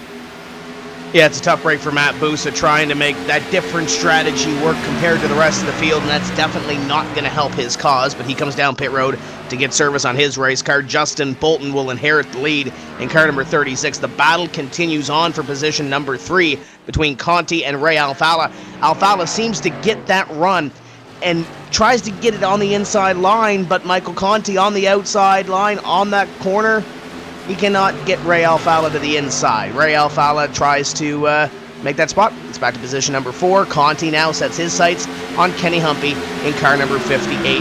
Nice little 3-car battle for position number 2, about a half second or so behind the leader Justin Bolton, car number 36. Yeah, through all of this, Kenny Humpy, who started this race in 16th position, he came in at lap number 66, and it is indeed in front of Michael Conti and Ray Alfala. Justin Bolton still sits in front of all of them. The 36 Chevrolet, who started this race in the number 8 position, was last on pit road during the cycle at lap number 65. So these are drivers that stayed out like we saw the last time that are easily going to fall by the wayside. Conti and Alfala. If you assume these 2 are the best on the racetrack, as Alfala back to the inside, just as Conti opened up a 0.2 of a second gap, Ray Alfala challenges back to the bottom, and you're going to have to put that charge to the front on hold for a minute as they go side by side for third. The 58 and the 36 in front of these 2 aren't going to roll over for them. No, and Taylor Hurst is loving seeing this. The 2 cars he is trying to reel in, going side by side, corner after corner. Ray Alfala so very close as they come off of 4 and cross the start-finish line here. They've got Kenny Humpy not too far ahead. Justin Bolton, he's played it very well today, as obviously he has got that first position on pace at the very least. Well, for right now, I would say. I'm not necessarily sure if Bolton's car or Humpy's car necessarily has the pure speed to get this to get the cars forward here, but they're playing the strategy very well, and hopefully they can keep Conti and Ray Alfala behind. As I almost wonder if they're trying to figure out who should be the one to start initiating the pass on Kenny Humpy. I mean, they could get close enough, I feel, in a couple of laps. with a little bit more of effort and a little less fighting here, but it's almost like Ray Alfalla wants to get by so then he can start going by Kenny Humpy, and at the same time, Conti's probably thinking the same thing, and well, we've got 4 cars all in a line here because Justin Bolton's right ahead. Ray Alfalla goes to the high side. He is going to try it, as right now Michael Conti's just nosing in a little bit on Kenny Humpy as they go past the start-finish line. 1, 2, 3, 4. Yeah, this is going to be fun. It's a 4-car battle for the race lead. 80 laps now behind us from Kentucky, and on the outside, it looks like Justin Bolton just going to give that spot up to Humpy. He gets off of the gas a little bit sooner, maybe on the inside of the racetrack, can't drive it in as hard, but easily on the outside, Humpy makes the move and the change for position in the battle for the race lead, and now the battle for second resumes with Conti and Alfalla both showing that they want the outside. They're going to put that 36 on the bottom of the racetrack, and that battle continues. Coming off of turn number 4, and the longer this battle goes on, better news it is for Kenny Humpy. Conti wants to get clear, and it looks like Ray Alfalla not thinking about forcing a 3-wide. He sits patiently waiting for the 5 to get through, and it looks like on the outside they're both going to be able to do so maybe this time. 36 up the racetrack there a little bit coming into corner number 1 as they'll navigate the 77 of Andrew Fash, the 3rd, the 5, the 2 working the outside of Justin Bolton, trying to make that move stick for 2nd and 3rd, and it looks like it will. Bolton will fall back to position number 4, and about 8 car lengths or so back is Taylor Hurst in car number 74. Now the 2 of Ray Alfalla takes the move to the inside of car number 5, and looks like he might have them cleared here going into corner number 1. No, the 5 fights back on the outside, gets the run in the middle of 1 and 2, and will have that momentum off of corner number 2. Alfalla continues to stick to the inside. It's going to get tight going down here into corner number 3. The 2 going to try to drive it in on car number 5 as they continue to dance for position number 2.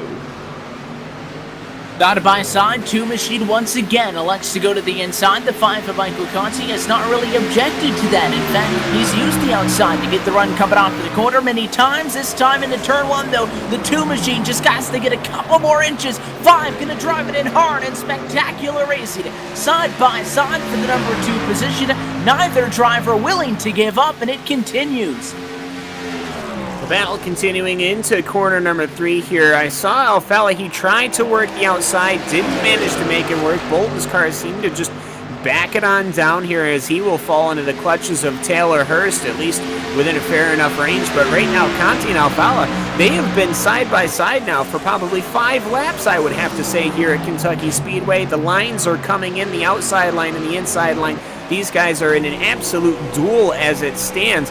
And these guys have plenty of tires and plenty of fuel to get this done. They pitted probably around lap 66, 67, if I can recall, maybe lap 64. But so they've got plenty of time to do it. I mean, we're looking at maybe lap 100 now for the pits as Alfalla and Conti are still going at it. And right now it just seems Ray Alfalla has the line. I think maybe somebody's starting to realize, hey, we keep doing this, we are just going to let Kenny Humpy slip away, and that is exactly what has happened over the last 2 laps.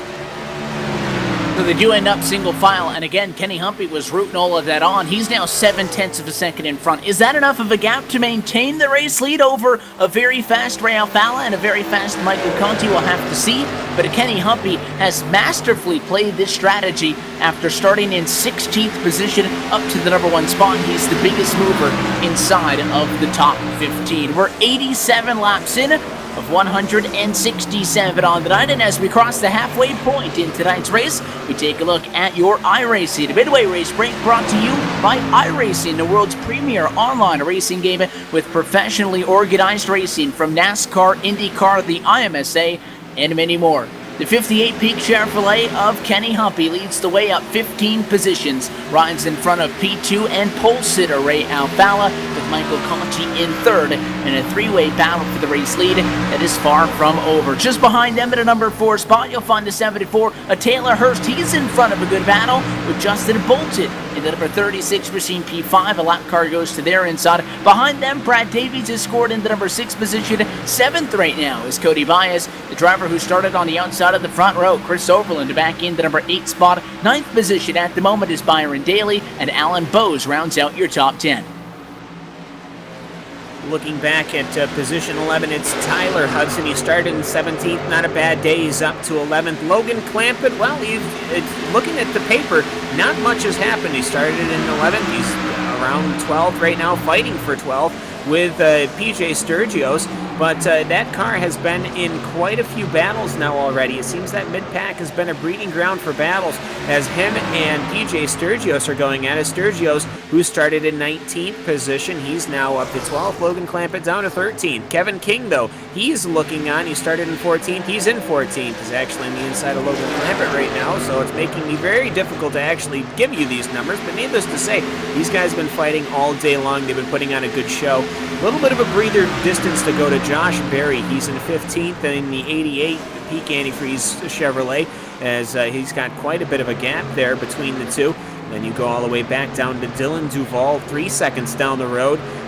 Dylan C. Jones, Nick Ottinger. He has been having a quiet race, though he started in 29th. He's up to 18th. Actually just tapped the outside wall coming out of 2. I almost wonder if that's going to start happening quite frequently. Jake Sturgios, another quiet race, though he's up from 27th position all the way to 19th. And Trey Edson, who is currently running in 20th, 15.9 seconds behind your race leader, Kenny Humphrey.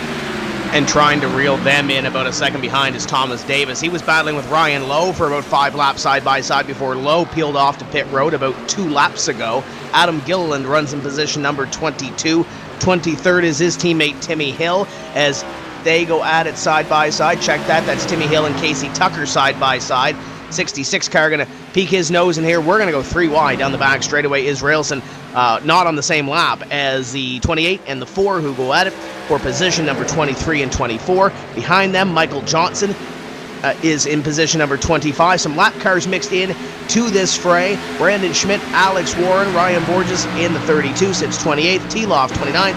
And Brian Blackford in car number 22 completes your top 30. He's got bonus points for leading the lap so far here tonight. Brad Bahar is just behind in 31st position. He is also the last driver on the lead lap. And you see to the inside, there goes your race leader.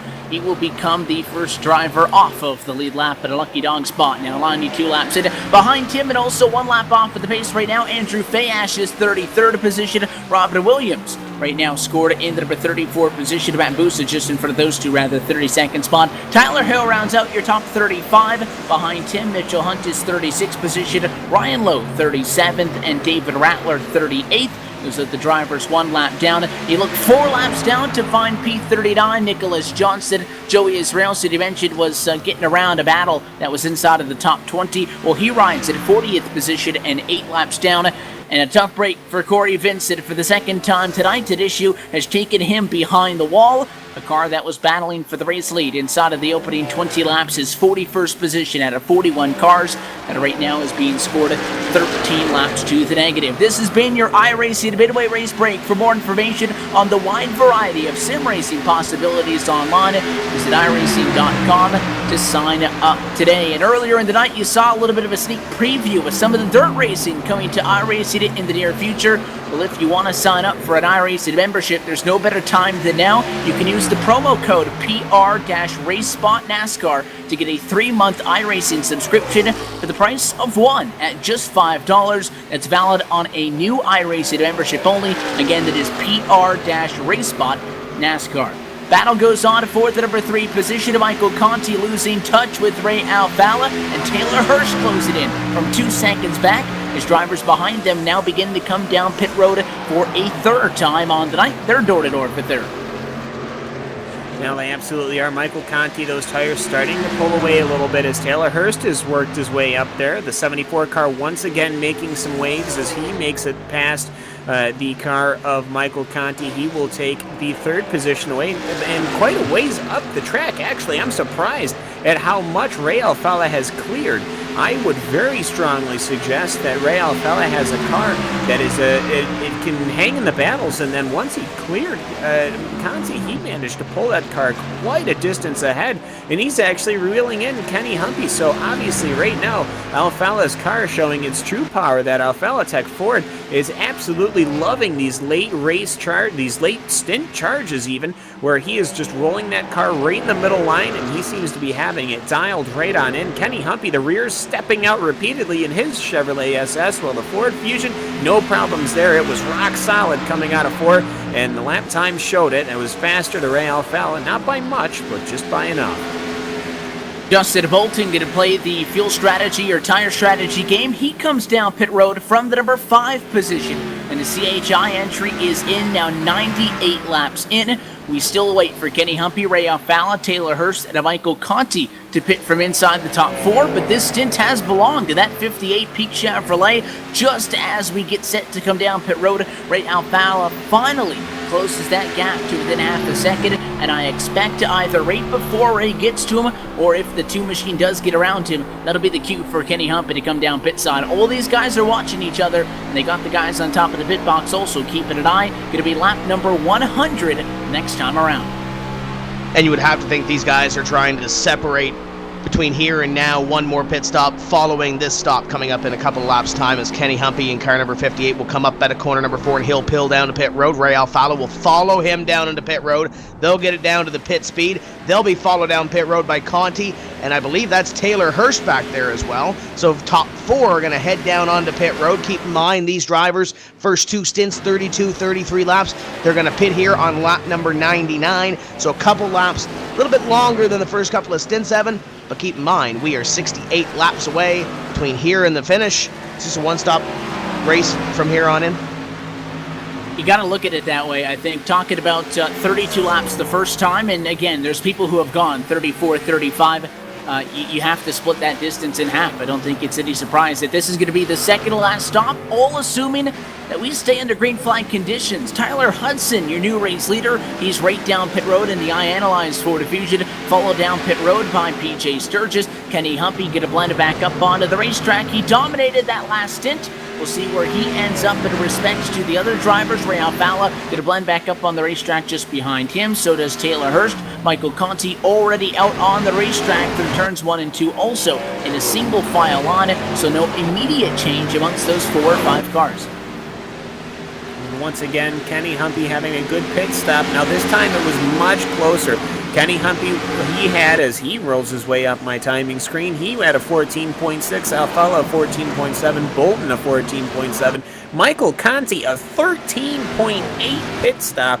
So that was about a complete second faster than everyone else sitting there, and that obviously equals a lot of footage when it comes to a 1.5-mile circuit, when you're going about 150 miles an hour through the corners, and probably up to 180 going down the front stretch here, but even more than that. He's hitting about 190 before going into corner number 1. But either way, Kenny Humpy, Ray Alfalla, Justin Bolton, as it looks, and Michael Conti, you know what, for having such a great pit stop, it doesn't seem that he had much else going for him here, as he seems to have been, the math doesn't seem to make any sense in pit lane, but he is quite a ways behind for all 4 cars coming in right off the bat. And Taylor Hurst, he seems to be the one that came out the worst, as he is well behind now. He's hardly a speckle in Kenny Humpy's mirror now. And caution flag waves at lap number 102. We slowed things down for the first time. Problems in turns 1 and 2 with the Renati machine. Nicholas Johnson is around, and he had a little bit of help. He was driving on the racetrack with the number 3 of Brandon Schmidt, the 4 of Timmy Hill, and just behind them, the 05 of Nick Gottinger. These 4 cars were 3 wide at one point on pit road, and it looks like they weren't able to separate themselves at all once they got out onto the racetrack, and a little bit of contact from the 3 to the 90 on the left rear at 1 and 2 sent the Speed RC Chevrolet around, and this now mixes everything up.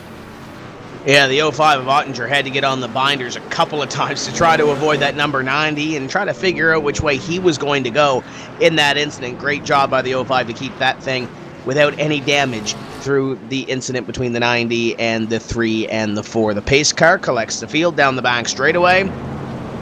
Assuming we'll see some of these drivers down on pit road. Not sure if we're going to see anybody stay out and play some strategy, but as we mentioned, one-stop race from here on in. Let's say we go green and this thing stays green to the end. They're still going to have to pull off one more stop. Humpy, Alfalla, Bolton, Conti, and Hurst, your top 5.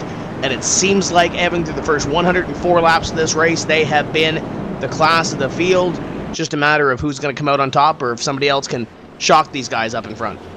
And so far, I think all 4 of those cars have been introduced at some point in this race by a strategy call of sorts. So your race leaders may come down to top off this time. Again, they were just on pit road. This does not change the overall picture, though. Assuming that we stay green from this point on, you're still looking at one more trip down pit road before you're able to make it the distance, because this is going to give us a restart with 60 laps to go. It does give these guys a little bit more leeway if you were to pit, say, 30 laps into that stint. That again, this is all assuming no caution flag, which cautions tend to breed cautions, and a beautiful green flag race may have a different complexion now that we've passed the lap number 100 marker. We'll have to see from that point, but no major strategy plays have changed. 4 tires and a fuel for Kenny Humpy on pit road.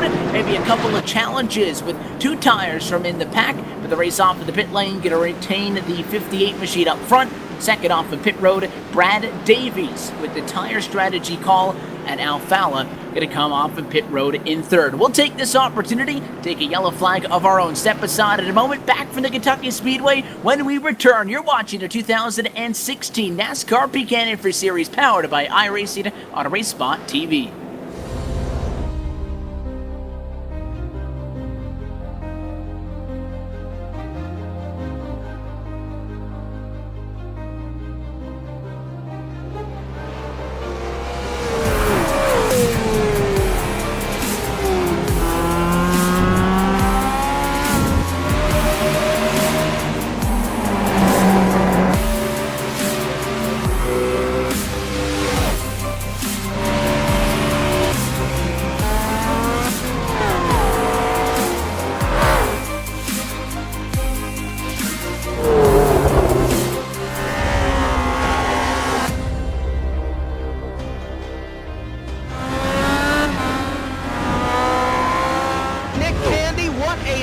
Truex in the outside, contact made, 56 slides in at a 4, who's going to be at the stripe, dead even, give it to Ryan Truex. Truex is your winner over Tandy.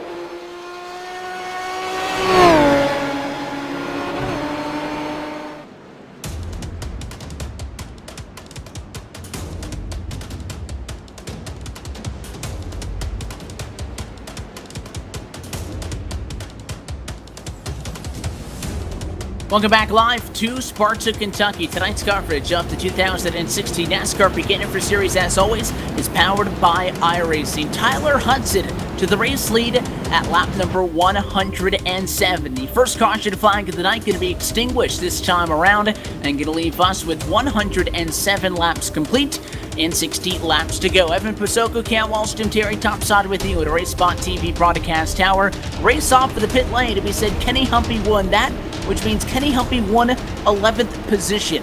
Back there, 10 cars in front of him, included Michael Conti, who's now in 10th position. Several other names: Brian Blackford, Brandon Schmidt, Timmy Hill, Jake Sturgis, Adam Gilliland, Trey Edson, Josh Berry, PJ Sturgis, and Tyler Hudson in between him in the front of the field. The base car going to make the sharp left-hand turn off and away. 60 laps to go. How does just change this one? Great flying back in the air. Car is getting away fairly cleanly right now as Tyler Hudson, he was able to get a good start. PJ Sturgios, he brings the car right on down to the bottom. It's Edson and Josh Berry looking to go for the third position. Sturgis and Gilliland looking by, as I think everyone is going to be staying too wide a lot longer than I thought we saw earlier when we started this race. Already maybe some pretty wide action going for fifth position, maybe somewhere on back to 6th or 7th, but right now, and that are 3 wide as they come across the start-finish line between Michael Conti, Ray Alfalla, and Brandon Schmidt as they go across. This is going to get wild real quick, and if they don't reel it in, it could lead to some big problems. They're tighter now than they were at 60 miles an hour under the caution flag. The 5 looking for a way by. Can't get around Brian Blackford. The 22 Ford occupies the outside. The Beak Chevrolet looks to make a third lane. Really bad entry. He'll get the run coming off of the corner. Does he go for the move? Is squeezed top side. He's got enough room, and the 22 machine not going to give an inch. All of this going on at a battle for P9. Ray Alfalla, meanwhile, on the inside, found an opening. He'll get clear, and that 5 machine, Michael Conti, he's growing impatient. Yeah, I'm sure Michael Conti's not happy with Brian Blackford. They have some history in this series and a little bit of bad blood dating back to last season. The 22 and the 5 go at it on the top side with the 74 and the 93 there. The 22 tried to squeeze into a hole between the 74 and the 93, could not do so. They'll continue to fall back a couple of positions. Meanwhile, up in front, Tyler Hudson continues to lead this thing, but he is being chased by PJ Sturgis in car number 57. Those two are going at it for the lead. Hudson had a beautiful entry into corners number 1 and 2. He's going to gain a car length on the 57 that time by. Sturgis entered tonight 11 points behind Ray Alfalla in the battle for the championship, was running inside the top 10. His decision to stay out up at the front of the field, the top 9 cars to go over the race leading positions in this one. Race off to the pit lane on the 2-tire end of things was won by Conti, who restarted 10th, but then Kenny Humpy, as I mentioned, in the number 11 position, was the first driver out on 4 tires. Humpy's made it up to P8 so far. Those top 2 begin to run away from the pack of cars that the 58 trying to weed his way through to the inside of the 4 of Timmy Hill. He'll then have to deal with the 8 of Adam Gilliland. This all going on about 1.3 seconds off of Hudson. Yes, and Kenny Humpy, well, he's managed to start making it work here. Is actually looking around here. These guys are switching positions so darn often that it's hard for me to keep track of it on my timing screen here. But Kenny Humpy, who was the one of the ones who did take 4 tires here, he is the one that is up front out of everyone that did end up coming in under that caution flag, just ahead of Ray Alfalla, as long as Taylor Hurst, Justin Bolton, and Conti. That's who you want to keep an eye on, who's come in for tires.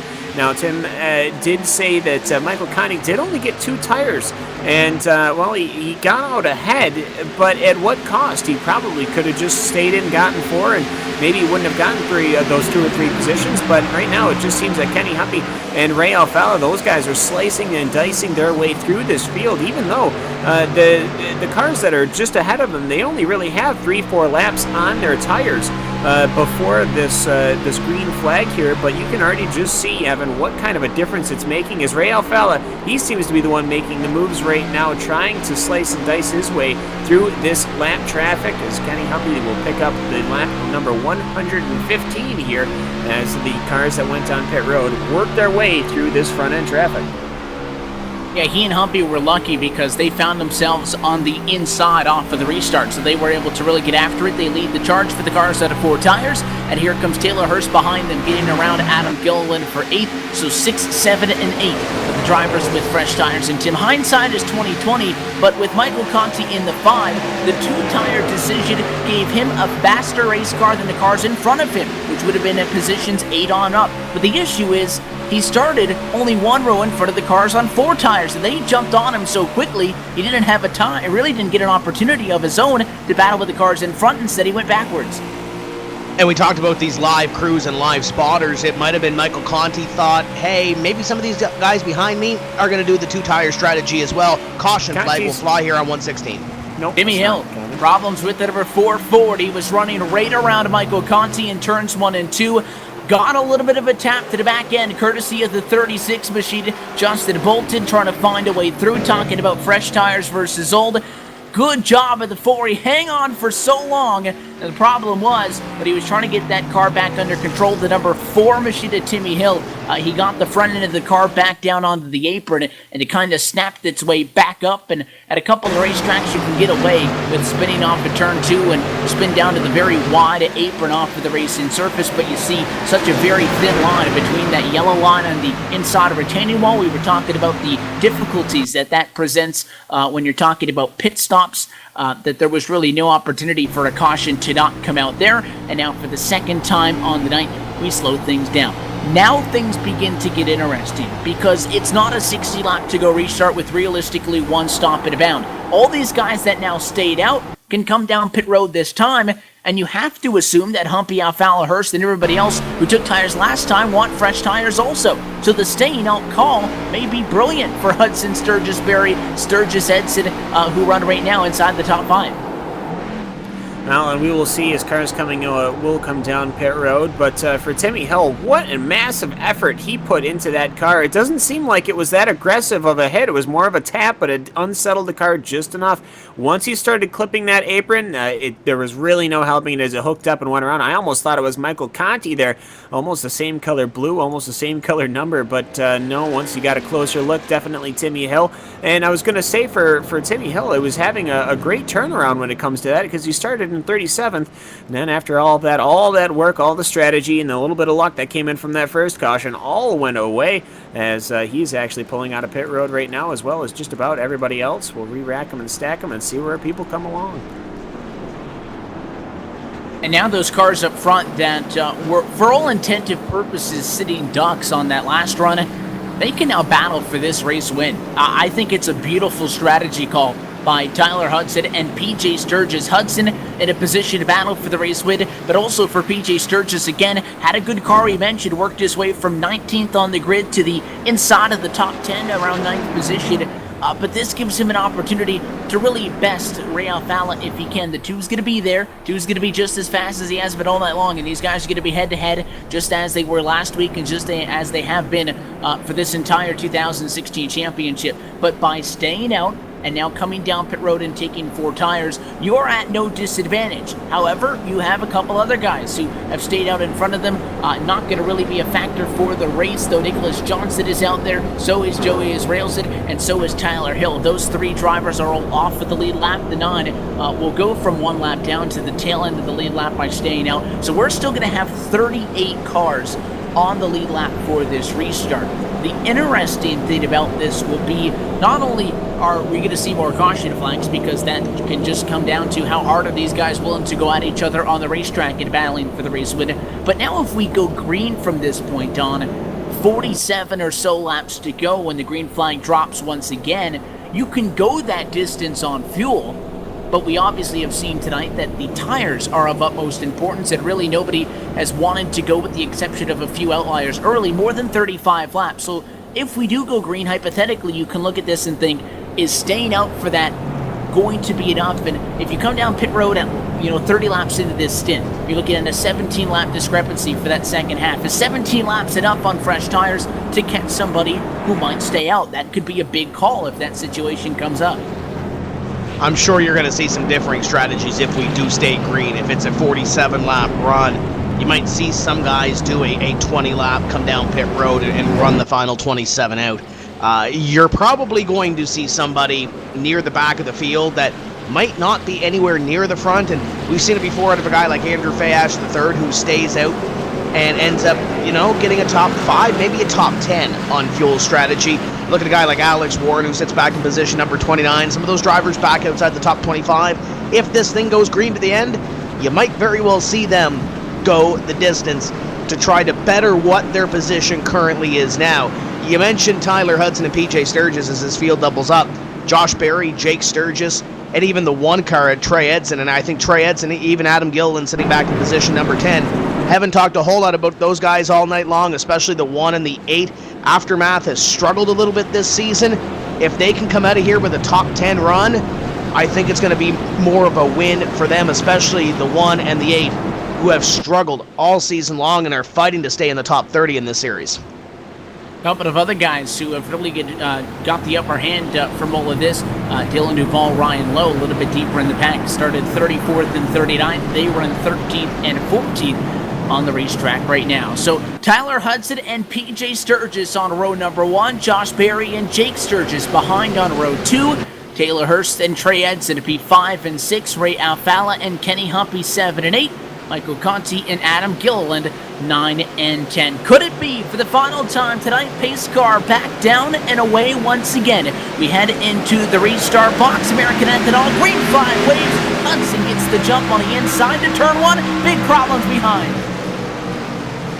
Massive accident involving probably 3 or 4 cars. I think there ended up being a huge accordion. I think somebody might have even tapped the rear end of Tyler Hudson as he just didn't go at all.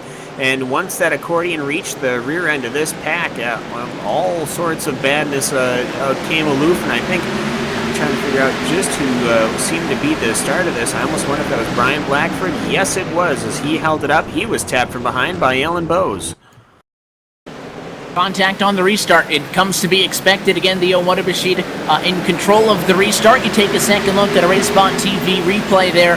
01 waited a little bit longer than many were expecting. They got a little bit antsy on the gas. And obviously the guys in the back just following the cars in front of them, the victims of that accordion effect. And Brian Blackford got turned around by the 21. They're very fortunate, Tim, that that's not a 16, 17 car pileup. The 22 spun up the racetrack instead of down, and that was, I think, the difference maker, because we have seen when that happens on a restart, things can get out of control very quickly. Obviously, bad news for the 22 of Brian Blackford, and it adds insult to injury for what has started off as such a good night for them, but slowly went downhill. The 21 of She'd also ended up into the outside fence and all of that one with Alan Bowes, and I think a couple of the cars got beat up trying to find a way around. And it looks like Alan Bowes took a tow back to pit road, and the one thing that I'm kind of scratching my head about is Alan Bowes is fighting for a top 10 spot in this series. He gets hit by the 22, or they make contact, whatever the case you put it as. The 21 car pulls away and then stops, and then takes that tow back to pit road. I'm not sure what was going through the mind. Maybe Alan Bowes is a little frustrated, Evan, but it looked like that car was still mobile after that contact. It might hurt him a little bit more when it comes to this race at the end of the day. He's currently scored his 2 laps down, and he was on the lead lap when that little melee ensued. So I'm sure Alan Bowes is probably a little frustrated right now. Started off the season so well and was up there fighting for the championship early in the season, fell back into pretty much what is the pack now, battling for a top 10 spot behind those top 2, and this is going to put him a little further behind the 8 ball as we leave the Kentucky Speedway as we pace under the caution on 123. Most of the drivers in the field here tonight, again, have a lot invested into getting a good result out of this. And, you know, there are names that many people who have tuned in to this NASCAR Peak Antifreeze Series powered by iRacing for the last couple of years now, and its 7th installment. Know a lot of these names, and on the flip side, there's also a couple of names who are just getting their first big opportunity at this. And, you know, even if it's not a case of starting the season off good and starting to see things go downhill, even just in the race of itself, you can name off several drivers who did exactly that, but just tonight started off good, things have gone downhill. And then in an incident like that, you saw the incidents before, you know, well, it was just very minor contact down in turn number 1. It happens from an on-track incident. On that restart, everybody getting checked up.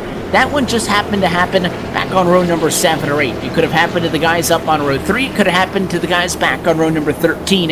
And when you get involved in those incidents, Cam, that really, for all intended purposes, you cannot control. There's an accordion effect. Somebody has to be the odd man out. It is extremely upsetting because you just think, why me? Oh, absolutely. I mean, it's a complete roll of the dice here. And just as looking at how this restart unfolded, pretty much every single time that we've had a restart, as soon as that pace car leaves, it seems that within maybe 2 seconds, the leader absolutely goes for it. But Tyler Hudson, he held the field to where actually was almost worrying if PJ Sturgis might have picked up a penalty. Josh Berry actually tapped Hudson in the rear, and everyone was kind of, come on, get on with the show here. And finally, by the time it accordioned back to Brian Blackford and Alan Bowes, it was just one of those situations where it just piled on in. Very lucky that it didn't collect more people, but just one of those absolutely frustrating days for quite a couple of people. Alan Bose, Brian Blackford now are the ones sitting on pit road. Nicholas Johnson, I think he ended up having to come in, get a couple of things fixed. He can continue. I'm not sure if he was involved or if he's just running a lap down, but as we're getting ready to run once again, Evan, we'll see if we can get out just a little bit further than just after the start-finish line this time. We made it through the opening, about 104 laps of contest here tonight at the Kentucky Speedway caution-free. Since then, we have seen 3, and now we're to lap number 125. Going to restart with still 42 laps to go in tonight's 167 lap and 250-mile event here from the Kentucky Speedway. We look forward to the next couple of races to round out the 2016 calendar. Indianapolis in 2 weeks' time. The next time you can find the NASCAR Peak Entry Series powered by iRacing back here on RaceSpotTV. That'll be in 2 Tuesdays' time. In between now and then, you can also find us next Tuesday right here for NASCAR Race Night on RaceSpotTV. We look for the restart. Tyler Hudson on the front row in that control car position. Has a very wide window on when he wants to restart this race. We look to see if maybe he'll mix up the strategy this time as they come out of 4. The pace car makes a sharp left-hand turn down and away. The field waits on the 01. The 57 wants to get going. Finally on the loud pedal. Green flag back in the air. Ray Alfala nearly had a moment back here on row number 4. He now has the field behind him, clamping down. Michael Conti looks to the inside of car number 2. The 8, the 42, and the 93 were almost 3 wide going down into corner number 1. 93 sideways after contact from the 42. He's going to save it down the back straightaway, but he's going to lose 3 spots. And be 3 wide to turn 3 with the 30 machine, the 47 in front of them, and Chris Oberlin going to drive it in hard to get out. They're 2 wide, 2 rows deep coming off of the corner. All of this going on outside the top 10. There is no additional space being given. Whether you're in a battle for the race lead, whether you're in a battle for 31st position, you got to get what you can get now. It is all take and no give. Single file up front for a brief moment. The Peak machines work together. Josh Berry, Kenny Humpy, P5 and 6, trying to close in on a 5-car single file on in front of them. Hudson continues to lead. Jake Sturgis, and here comes PJ Sturgis for second.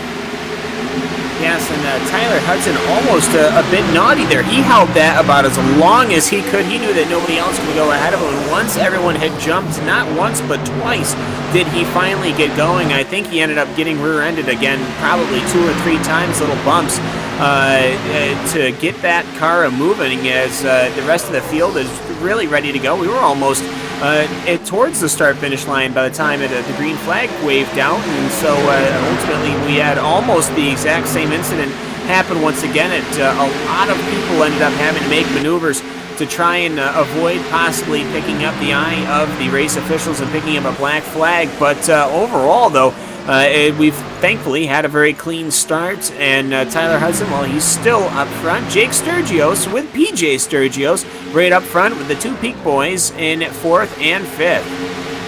And behind them, Ray Alfala, who got checked up on the restart, had to jump out of line, get on the binders. It cost him tons of speed coming to the restart. He himself was just trying to make a move on Kenny Humpy the last time by, and now he'll either sit and wait or force a 3 wide, because the 88, the 58, they go door to door in a battle for what is going to be for the number 4 position in turns 1 and 2. Outside is Barry, inside is Humpy. No advantage this time down the back straightaway, and they know that they can't continue to fight for this position for much longer if either one of them want an opportunity to battle for the race lead. Now all 3 Peak Chevrolets in one frame. Here comes Michael Conti to the inside of Ray Alfala, 2 wide, 2 rows deep.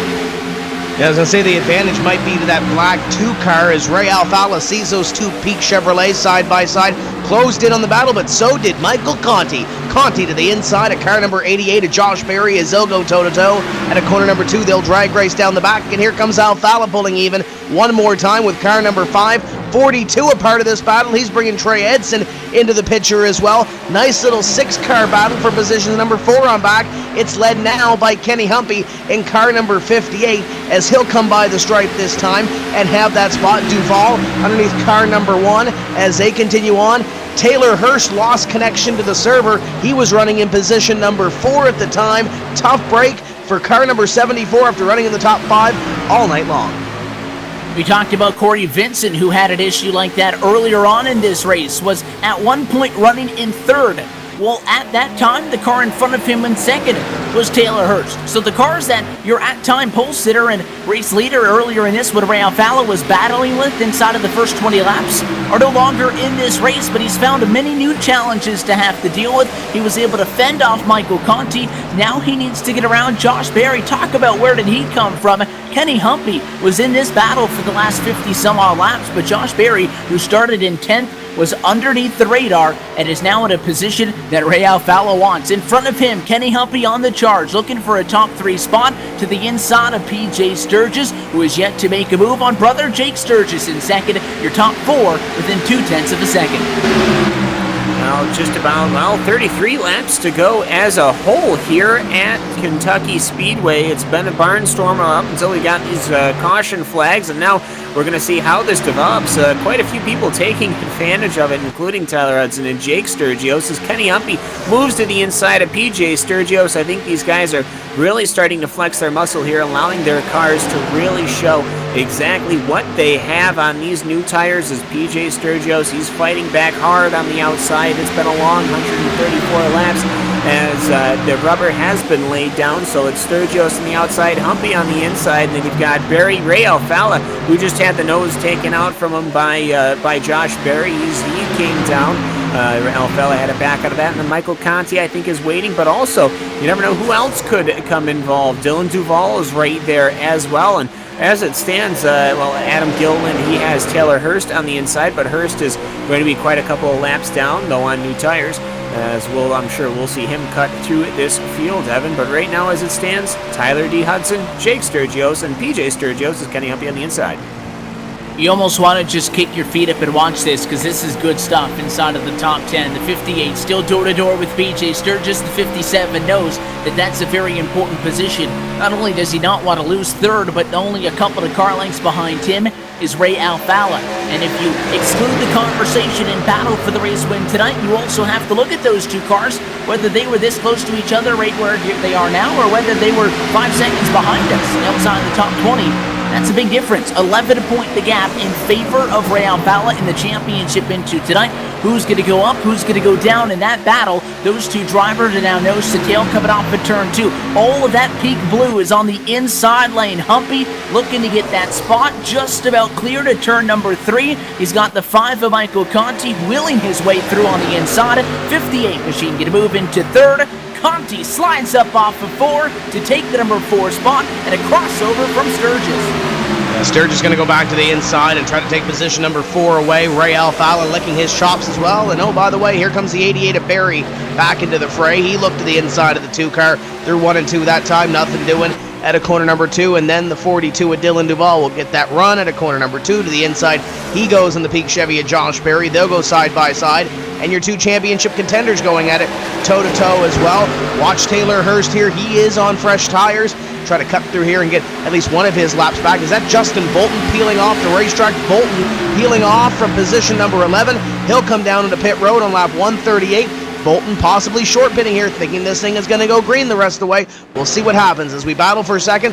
Humpy on the outside, Jake Sturgis on the inside. Humpy will take position number 2. And oh, by the way, guys, not lost in this, Tyler Hudson is still leading this race. What a great run for the 01 car. Another driver that's been on pit road, Taylor Hurst, fresh tires. You can see the number 74 Chevrolet working his way up the inside on a spectacular battle that continues inside of the top 5. The 58 machine of Kenny Humpy. He's all over the 01 of Tyler Hudson. Took P2 the last time by. The Peak Chevrolet going to go to the outside in turns 1 and 2. Can't maintain the spot. 01 going to squeeze him up to the fence. He'll make room. And side by side for the race lead at lap number 140. Your defending series champion wants it. Absolutely, and he's going to get it as he keeps working on the outside. Tyler Hudson has to seesaw that wheel to try and work his way through corner number 4, and Taylor Hurst, he almost wants a piece of the action here. He's got fresh tires, so he could definitely work his way through, and that could influence this battle as well, as Kenny Humpy is having to lower the speed of his car just to make it around the corners, but he should get the on throttle earlier, and he should have it by the time they get to corner number 3, but no, possibly not in the cards here. They are still running side by side. As just looking back, though, Ray Alfala, he's worked his way past Jake Sturgios. Michael Conti also looking to get by with PJ Sturgios and Jake Sturgios on the outside. They're slowly falling back as it stands. Rest of the field so far seems a single file line running, but for up front, though, it's very, very chaotic. And hopefully we'll see some good action here in the last 25 some odd laps we have here at Kentucky.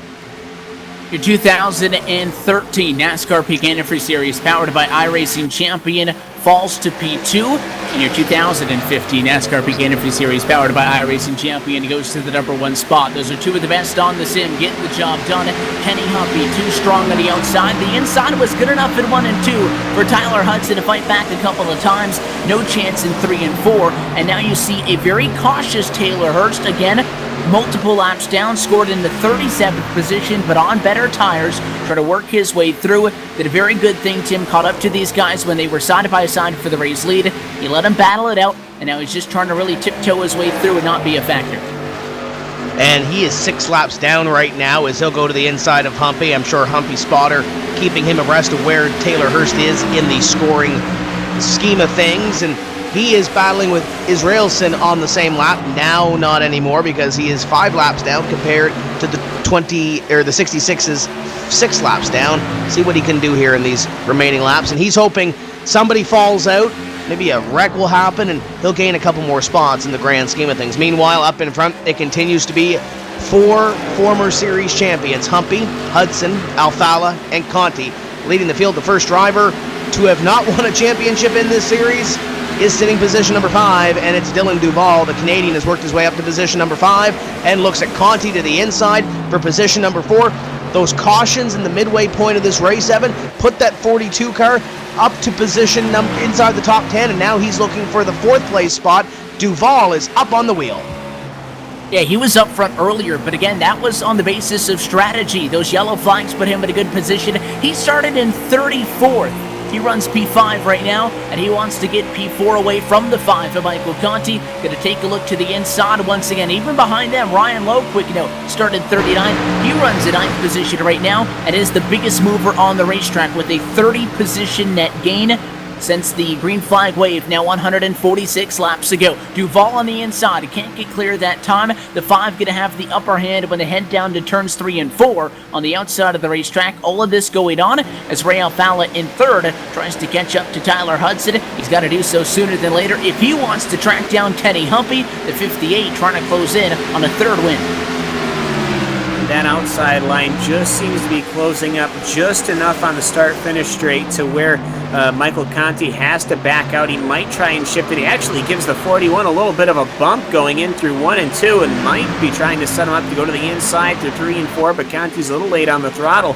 But just as the battles are starting to develop here, I have to say Kenny Humpy, he seems to be getting enough of a gap over Tyler Hudson. And Ray Alfala, if Ray Alfala works his way through Tyler's 01 Ford, well, it could definitely be the show once again, as I think we've seen, Evan, that Ray's car does come into its own. We got to remember, it is going to be very, very good when that car gets onto its into its steamrolling platform here he's got here. It's a long run car. I think we've seen that. The setup seems to be working fairly well in the long runs. I think when Ray Alfala gets it dialed in, he'll have Tyler Hudson, and we'll have a duel here in the final closing stages here, this Kentucky Speedway race. The good news for the two is the 01 is not holding him up time-wise right now. 0.6 of a second, a gap to the race leader. It closes in a little bit to just inside of 0.5 of a second.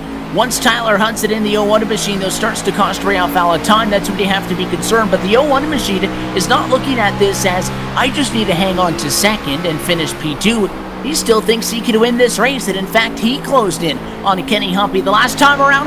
Caution flag, 18 laps to go. Problems back in the pack will slow things down once again. There's issues on the backstretch. Yeah, issues on the back straightaway, bringing out the yellow flag, and this is definitely going to change everything.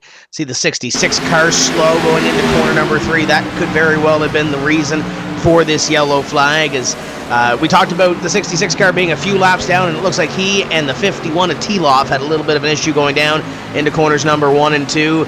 Disagreement over a little bit of real estate there for those two drivers, as Humpy will catch the pace car. And remember, we talked about all that pit strategy that we could very well have during this race, unless you're Justin Bolton and a couple of other drivers who peeled off pit road, or peeled onto pit road, Ryan Borges being one of those drivers.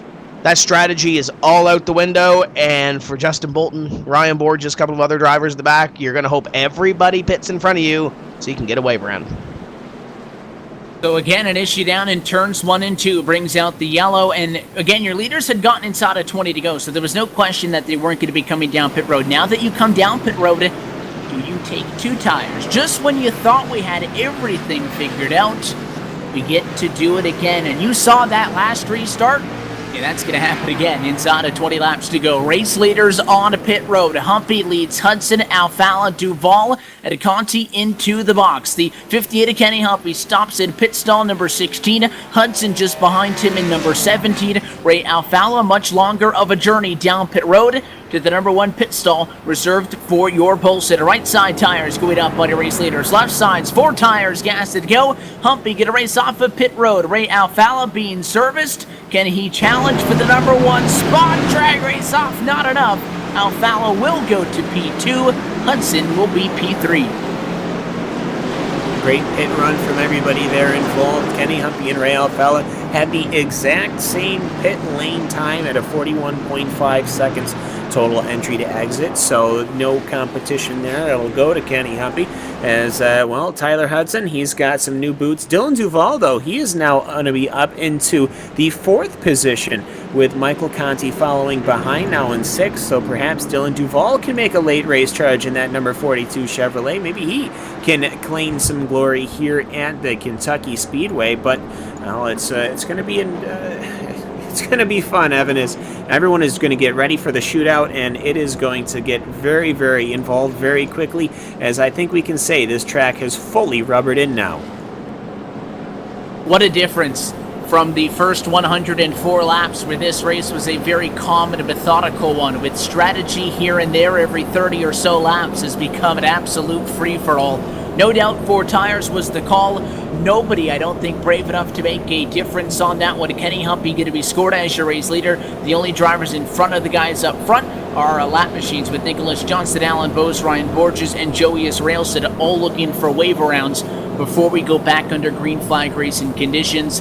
It's going to be everybody on an equal playing field, and if you haven't already, now would be a good time to let us know who you think is going to be able to take home the checkered flag in just 15 laps from now. Again, tweet to us at RaceSpotTV. Make sure you use the hashtags hashtag NPassKentucky and also the hashtag iRacingWCS, and let us know how you think this one's going to go down. I'm not going to call anything because I don't want to put any bad voodoo on anybody, but this is going to be crazy. Humpy and Alfala 1-2, Hudson, Duval 3 and 4, Michael Conti rounds out your top 5. BJ Sturgis has fallen to 7th. And look at the name that was in between there. That 29 at Kevin King. Kevin King started 14th all the way up to position number 6, and he's due for a top 5 run. It's been a while since he's been up in the top 5. We'll see if he can hold that for the remaining laps of this event. But as you mentioned, Kenny Humpy, Ray Alfala. Ray Alfala obviously running for a championship. Kenny Humpy hoping for a mistake at a Ray Alfala and Sturgis in order to bring them back to the pack per se. But they're competitive. Tyler Hudson, been a long while since he's been into victory lane. Dylan Duval has yet to win one of these races. He runs in position number 4. And then Michael Conti, he's had a roller coaster last couple of seasons in car number 5 after winning his championship. These guys up in front, very competitive. There's a fire underneath them. Each one of these drivers comes in with a different agenda, all wanting to win this race. And all of those drivers in that top 5, they've never won here at Kentucky, so they're trying to add their name to that list as well. Next time by, we're going to go green with 153 laps complete. Kenny Humpy has been into victory lane in this NASCAR Peak Antifreeze Series powered by iRacing 9 times, including last season when he did it 5 in a single campaign on a route to a championship. So far this year, he has the second most with 2 trips to victory lane, and he would love to get to double digits And most importantly, we talked about the championship picture into tonight beat at Alfala and Sturgis show. Kenny Humpy over 70 points back. If he's going to make a charge, now is the time to do it. The pace car going to duck off once again for a restart inside of 15 laps to go. The 58 Chevrolet, he'll waste no time. Humpy on the gas, green flag back in the air. A wonderful start from Kenny Humpy, and much unlike Tyler Hudson, he absolutely floored it, and he went for it, and he ended up with the same amount of gap that Tyler Hudson ended up with anyways. So Kenny Humpy allowing for a clean start with everybody getting involved in this good run up into turn number 3, as we've got 3-ride PJ Sturgios, Kevin King, and Josh Berry going through. Josh Berry very close to the rear quarter panel, the number 57 of PJ Sturgios, as everyone still seems to be getting a by. Very clean, but I don't know how long this is going to last. They're almost looking to go 4 wide back in 15. Side by side for 7th with the number 57 of Machida PJ Sturgis and the 88 of Josh Berry. Side by side behind them with Chris Overland and Jake Sturgis. And at a moment they were side by side even behind them with Ryan Lowe and Kevin King. But your eyes start to wander up to the front of the field to see who looks like they've got a race car to get the job done. 12 laps to go, this time by Humpy leads Alfala, Hudson, Duval, and Conti. Single file, all those drivers within 6/10.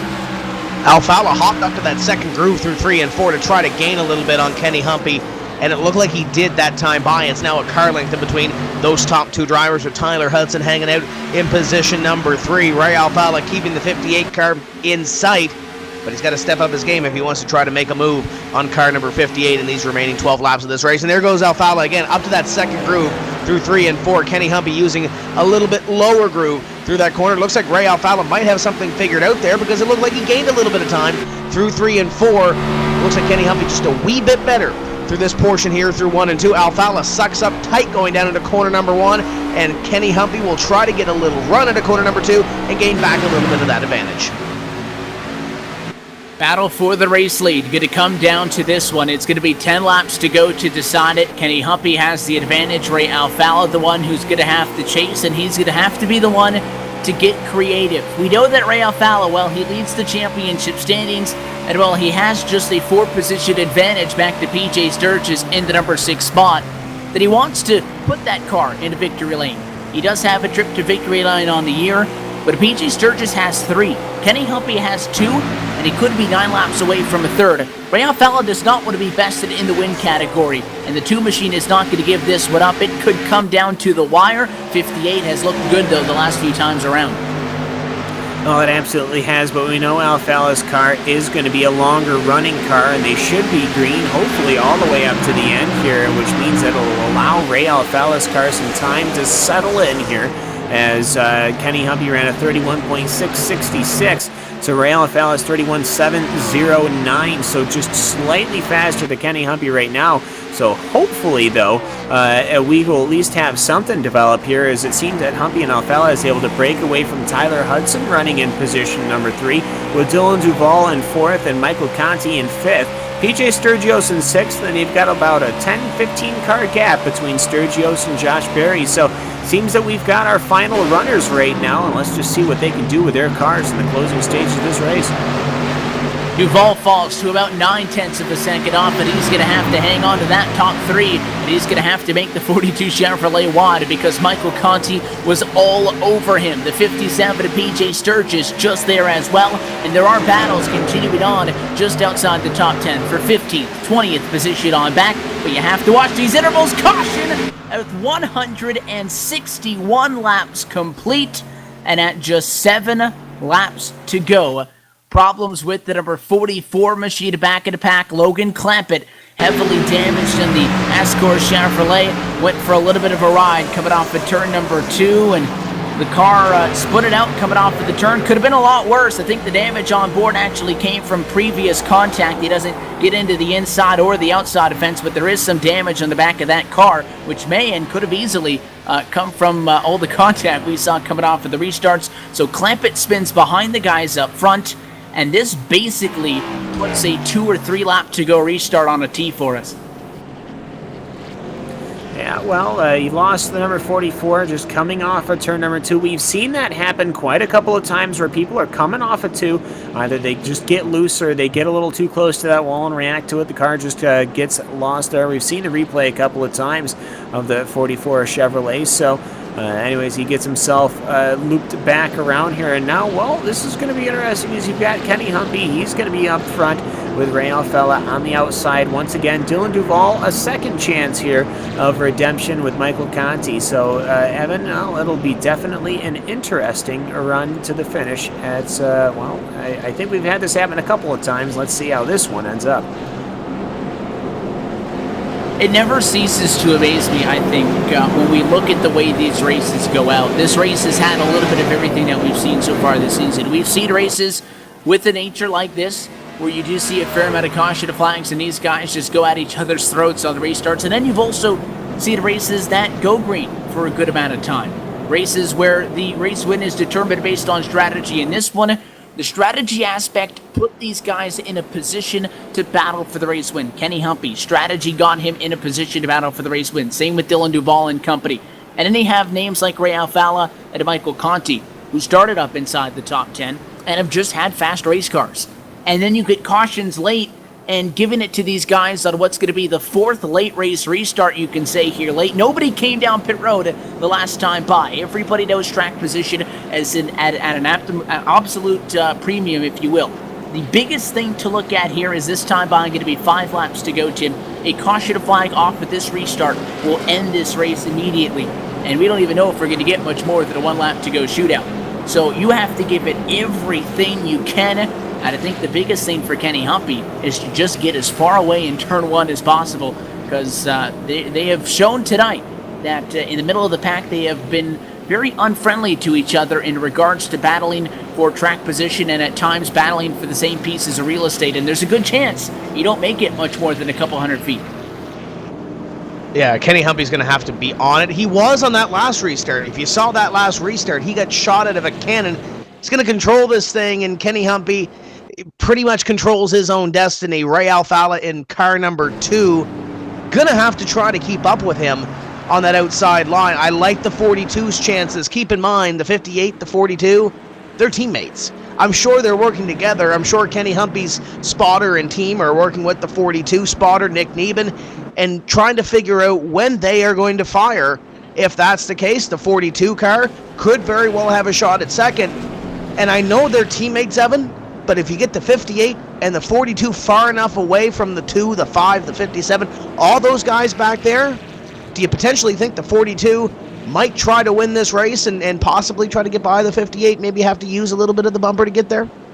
Well, we know that he's going to try to get it. At what cost is always going to be the question. The 58 is on the inside. You could easily argue that Dylan Duval is in a better position to win this race than Ray Alfalla is. The 2 on the outside, the long way around the corner, 42 on the inside. Sometimes that's a better position to be in when you try to anticipate the advantage that Kenny Humpy has. He has from when that American Childhood Cancer Organization Mustang drops to the inside to the exit of the restart box to restart this race. We're going to come around and collect 3 laps to go and go back under green flag conditions. The Peak Chevrolet, I think, wins or loses this race in that restart box. And we'll have to see here when Kenny Humpy does decide to go. I have a feeling it's going to be just like the last time he went, where as soon as that pace car goes in, he is going to just let that car fly. But you never know. Maybe he's just going to hold it. He's going to wait. He may accordion it. Maybe he could try to force something to happen. That would be a little nefarious, but you know what? Perfectly within play here. He might have to wait the cars out. We'll see, Evan, as they come down corner number 3 right now. Final time on the night. They'll shift up through the gears and go at it to turn number 1. The pace car going to make the sharp left-hand turn down and away with Kenny Humpy in control. Coming to 3 laps to go. Ray Alfalla on his outside with Dylan Duval, Michael Conti, and PJ Sturgis inside of the top 5. They wait on the 58. He gets on the gas. Green flag back in the air. 3 laps to go from Kentucky. Dylan Duval going to try to take that inside line on car number 2 of Ray Alfalla. They'll go side by side. They're scattering behind them. They're 3 wide for position number 4. Conti going to go the extreme outside line. We're going to be 3 wide off corner number 2 for second. It's going to be Duval on the inside, Alfala in the middle, and there goes Conti with that run off corner number 2. Alfala might have to pull his foot out of it, and here comes Sturgis. It's all behind Kenny Humpy. They'll come by this time and see 2 to go. At 5, going to be squeezed up to the outside fence. Those for second. Caution flag flies. 2 laps to go. Michael Conti just about to break free and make a run. Problems behind your race leaders, and a big jock on the front straightaway. Brandon Schmidt into number 3 is involved. The problem stemmed in front of him, where a couple of cars just ran out of real estate. The 13, the 28, the 82, and more. Big pileup coming off of that final turn. Kenny Humpy held on for the 1.5 miles of green flag off for the restart. He'll collect his 3rd win when he gets to the checkered flag. Yes, and a good race from Kenny Humpy. Michael Conti will come home in the 2nd position. Well, at least as it looks. We'll look at the standings when that comes across. But anyways, here, it's just, it's one of those things. People are definitely fighting all throughout the entire field. Everyone got really smushed up together after that last restart. And really just between Brad Mahara, Casey Tucker, and Alex Warren brought out this caution and took out quite a lot of cars. But you know what? It's towards the end of the race anyways. Andrew Fayash ended up coming away with it okay. But that's just what a way to end the race here. Really 2 chapters of a race here, Evan, as we had just nothing but green flag running up until halfway point. And after that, well, it just became a caution fest. And you know what? Sometimes you got to make the right strategy calls. Kenny Humpy comes away with it. Polar opposites, the first 107 laps compared to the final 60 laps of this one. We talked about this Kentucky Speedway as being a track that required a lot of patience, a track that could really beat up on you if you got a little bit overzealous, and that was true early. But when you group a bunch of guys up with the win in the NASCAR Peak Antifreeze Series on the line, inside of 1 or 2 pit stops to go, you're going to go at each other. And I don't think many of the drivers surprised that this one could end at a slow pace. Michael Conti, Dylan Duval, and Ray Alfala, who were 3 wide for the number 2 position. And it was not the first time the 5 Chevrolet was pitched up against the fence like that all night long. I'm sure they wanted those extra 3 miles to duke it out, but they're not going to be able to. And what a last couple of weeks this has been for Kenny Humpy. Took to round number 6 from Richmond International Raceway, picked up his first win on the season, had to go 2 races to go back to victory lane at Charlotte, and now for the 3rd time in 5 races, and for the 10th time in his NASCAR Peak Antifreeze Series career, Kenny Humpy going to come off for the final turn. He'll collect the checkered flag alongside the yellow winner tonight from Kentucky, 3rd time on the season. Fantastic little run to the finish and exciting restarts at the end of that one. Kenny Humpy, well, it was exciting, let's say, behind Kenny Humpy. Humpy takes away that victory. Everybody else behind scrambling for positions. Mentioned Kevin King with, I believe, 2 restarts to go. Finishes all the way back in position number 25. That's how exciting this racing was coming down to the end of it. And Kenny Humpy once again will tie the mark for the most wins so far this season with 3 victories. Dylan Duval finishes in 3rd, and look who finishes 4th and 5th, Evan. It's Ray Alfala and PJ Sturgis. Those 2 drivers that are battling for the championship somehow find themselves again at the end of the race, 4th and 5th, right near each other. I think under different circumstances, they could have also been right in order with each other, P1 and 2, at the end of this one. There just happens to be times, as Kenny Humpy's going to come and burn it down on the front straightaway and celebrate tonight's victory for the Kentucky Speedway, that you do see seasons like this where you just can't get away from somebody. And it doesn't matter if it's on the first start of the race and you end up on the same row after qualifying, or if you end up battling with each other on a 3-lap-to-go restart, as was the case here tonight. You can just not get away from them. And the only result that would have made the championship tighter than that is if they were reversed. Ray Alfala is just barely going to take a little bit more of a gap out of this one with a P4 result tonight. PJ Sturgis comes home in the number 5 position. That was 11 points between the 2 in the championship into tonight's race. Still going to be within side of 15 points of each other with still 6 races left to go in 2016. That championship is far from over, and Kenny Humpy Cam says that this championship is far from over. It's going to be hard for the 58 to make up about that 70-point differential, and the cars that he's trying to catch up to still come home inside the top 5. but he's making a point here with his third trip to victory lane that he is still alive and well in his hunt to defend that title. Oh, absolutely. He had a very, very good run pretty much all day long. He was hovering right around the front of the field. And you know what? He came away with it. He made the right decisions, made the good pit stops, and he ended up in the front and leading that field to the green flag. And ultimately, when that caution came out, all his after an hour and 50 of racing, you know what? He'll be hopping out of that car, and I'm sure he'll be joining us in just a moment's time. But before then, it's very difficult to try and look at the big picture here. It's hard to break away with people when everyone's finishing. Not only finishing, they're finishing right next to each other. Just as Tim said, I mean, 4th and 5th. It seems every single race we go to, these guys are only separated by really one position. If this comes down to it between Alfala and Sturgios, it's going to be very exciting, to say the very least. By the time we head to Indianapolis in 2 weeks' time, it would have been over about 75 days since we've seen a first-time winner on the season, with Humpy collecting the win at Charlotte, PJ Sturgis 2 weeks ago at Chicago, and Kenny Humpy back at victory lane here tonight from Kentucky. We go trackside. Let's take a look at your Peak Antifreeze full race results for round number 10.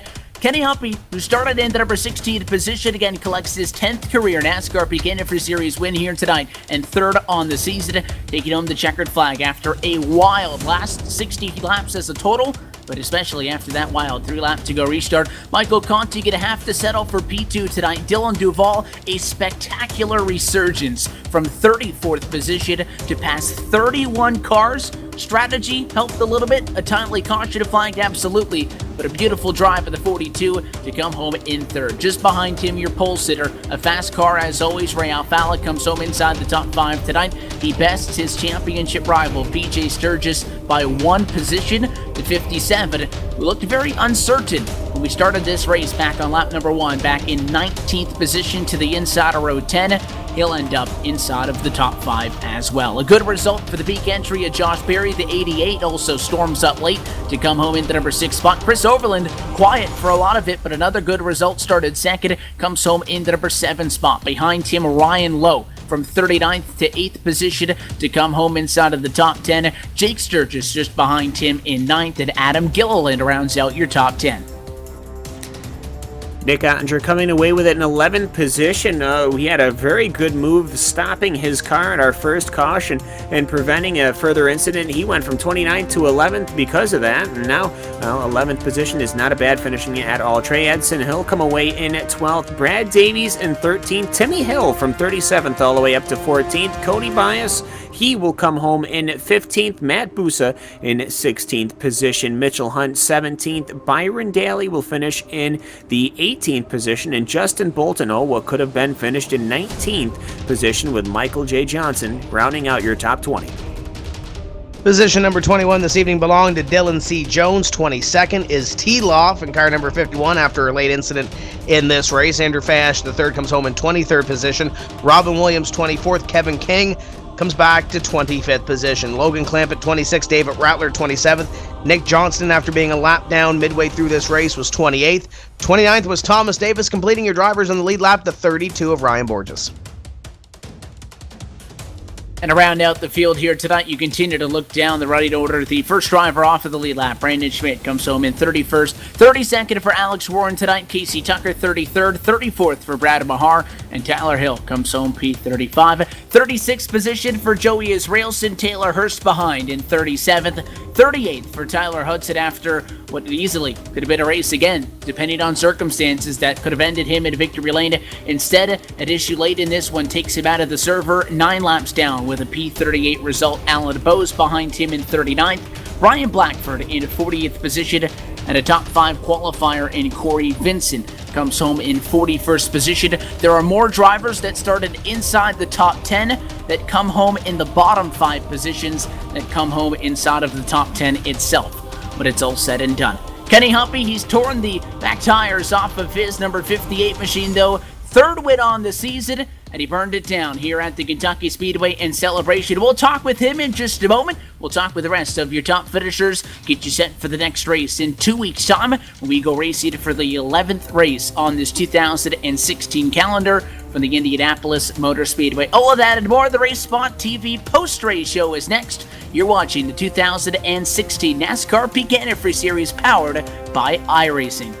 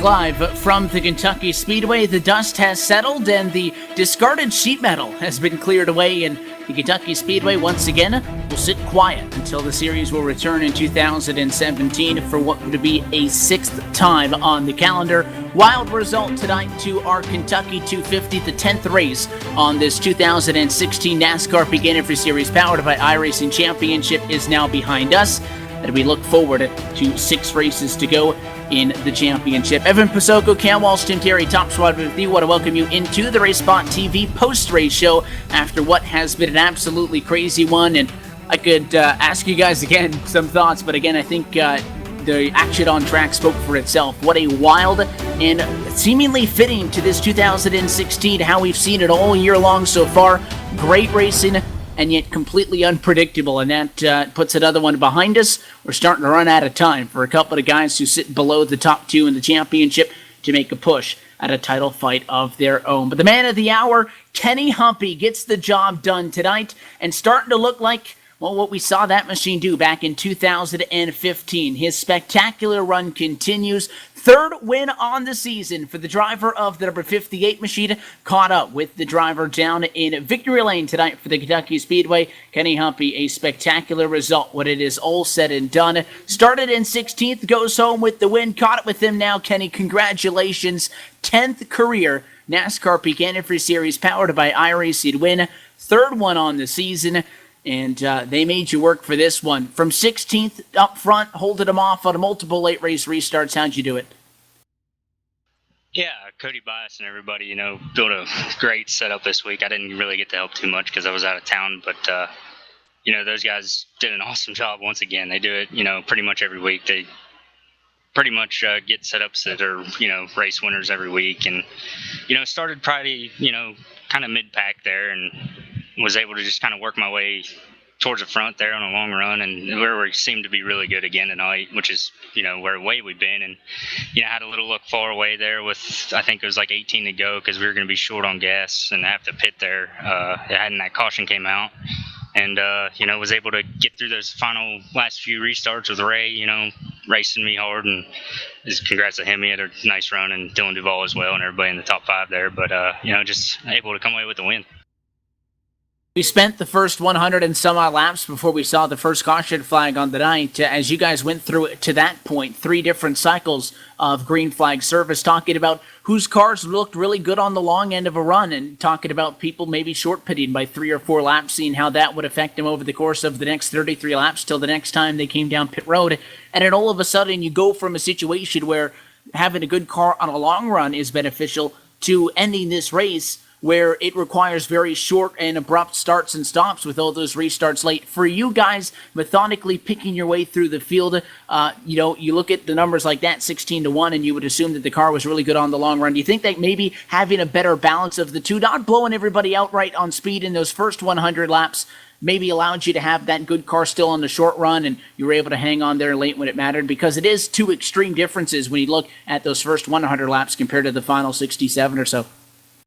Yeah, you definitely have to have a balance of both. You can't have just a long run car. You kind of get, shuffled back there at the beginning, which you can't really do because it gets harder and harder to pass as the run goes on because everybody's kind of, working different lanes, and it gets tough to pass. So you kind of got to do all your passing pretty early in a run just to get clear guys. And lucky tonight we had kind of the best of both worlds. I think we were pretty strong short run. I don't think we were the best. I think, Ray and some of them other guys were pretty quick, and Conti as well. He had a pretty fast short run car.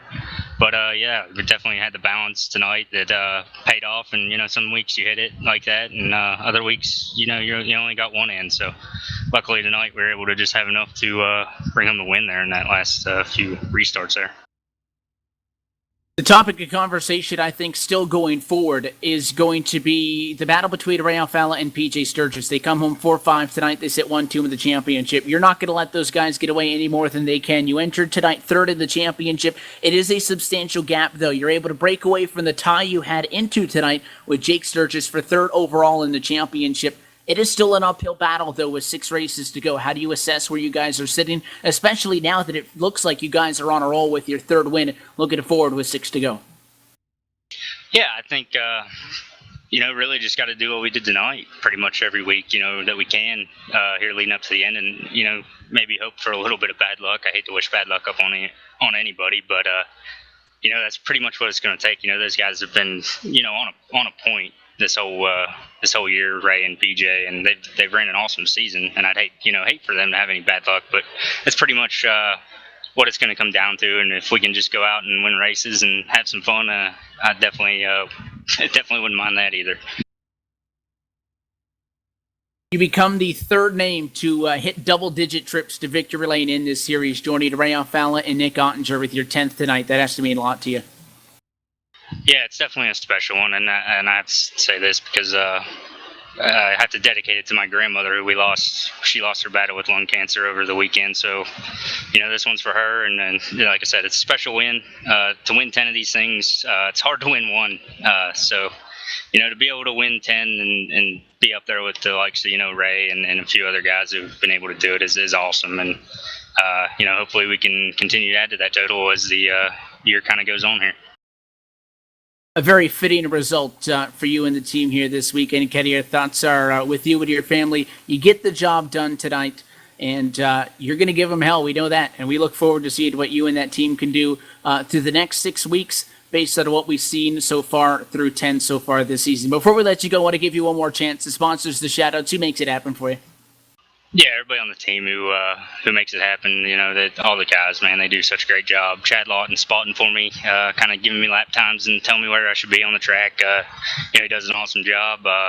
Peak Antifreeze, for being not only the title sponsor but a personal sponsor of mine, and glad to be able to get those guys another win as well. So, hopefully we can, like you said, give them hell here the last 6 races or whatever we have left, and maybe contend for another championship. But thank you guys for everything and for doing all the broadcasts and iRacing for the series and everything else. So it's much appreciated, and hopefully we'll catch you back in victory lane here. Kenny Humpy's your winner tonight in the Kentucky 250, sir. Thanks for sticking around and chatting with us. Again, a huge congratulations to you guys. We'll see you in Indy.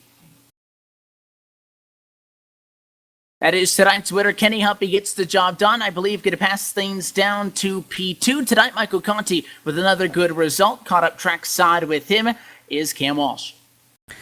Michael Conti, you ended up coming home in the 5th position here. It's for you, it's been quite an exciting race here at Kentucky. It seems that almost every single race you've been in the battles, and especially here at Kentucky, you were side by side a lot of times once that groove came in. How did this season's Kentucky work out for you?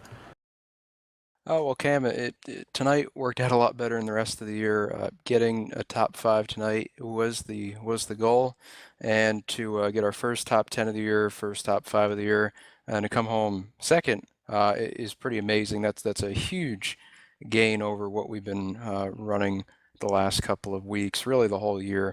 Any battles that I've been in this year we're somewhere back between 20th and 30th, which are great, but definitely want to be up front. So great run tonight by the Peak Auto Chevy. Really thankful that those guys are on board with me. They're a great supporter. They do great things for the series. So everybody go out there and get a bottle of Peak Antifreeze when you need it. But yeah, Cam, great race tonight. Had a lot of good battles. Had a good battle with Ray a couple times. And again, sorry to him. Unfortunately, at the end there's some server issues, and I think we might have run to the back of him down the backstretch, and that kind of screwed up his night, but he still salvaged a good run, so good to see that.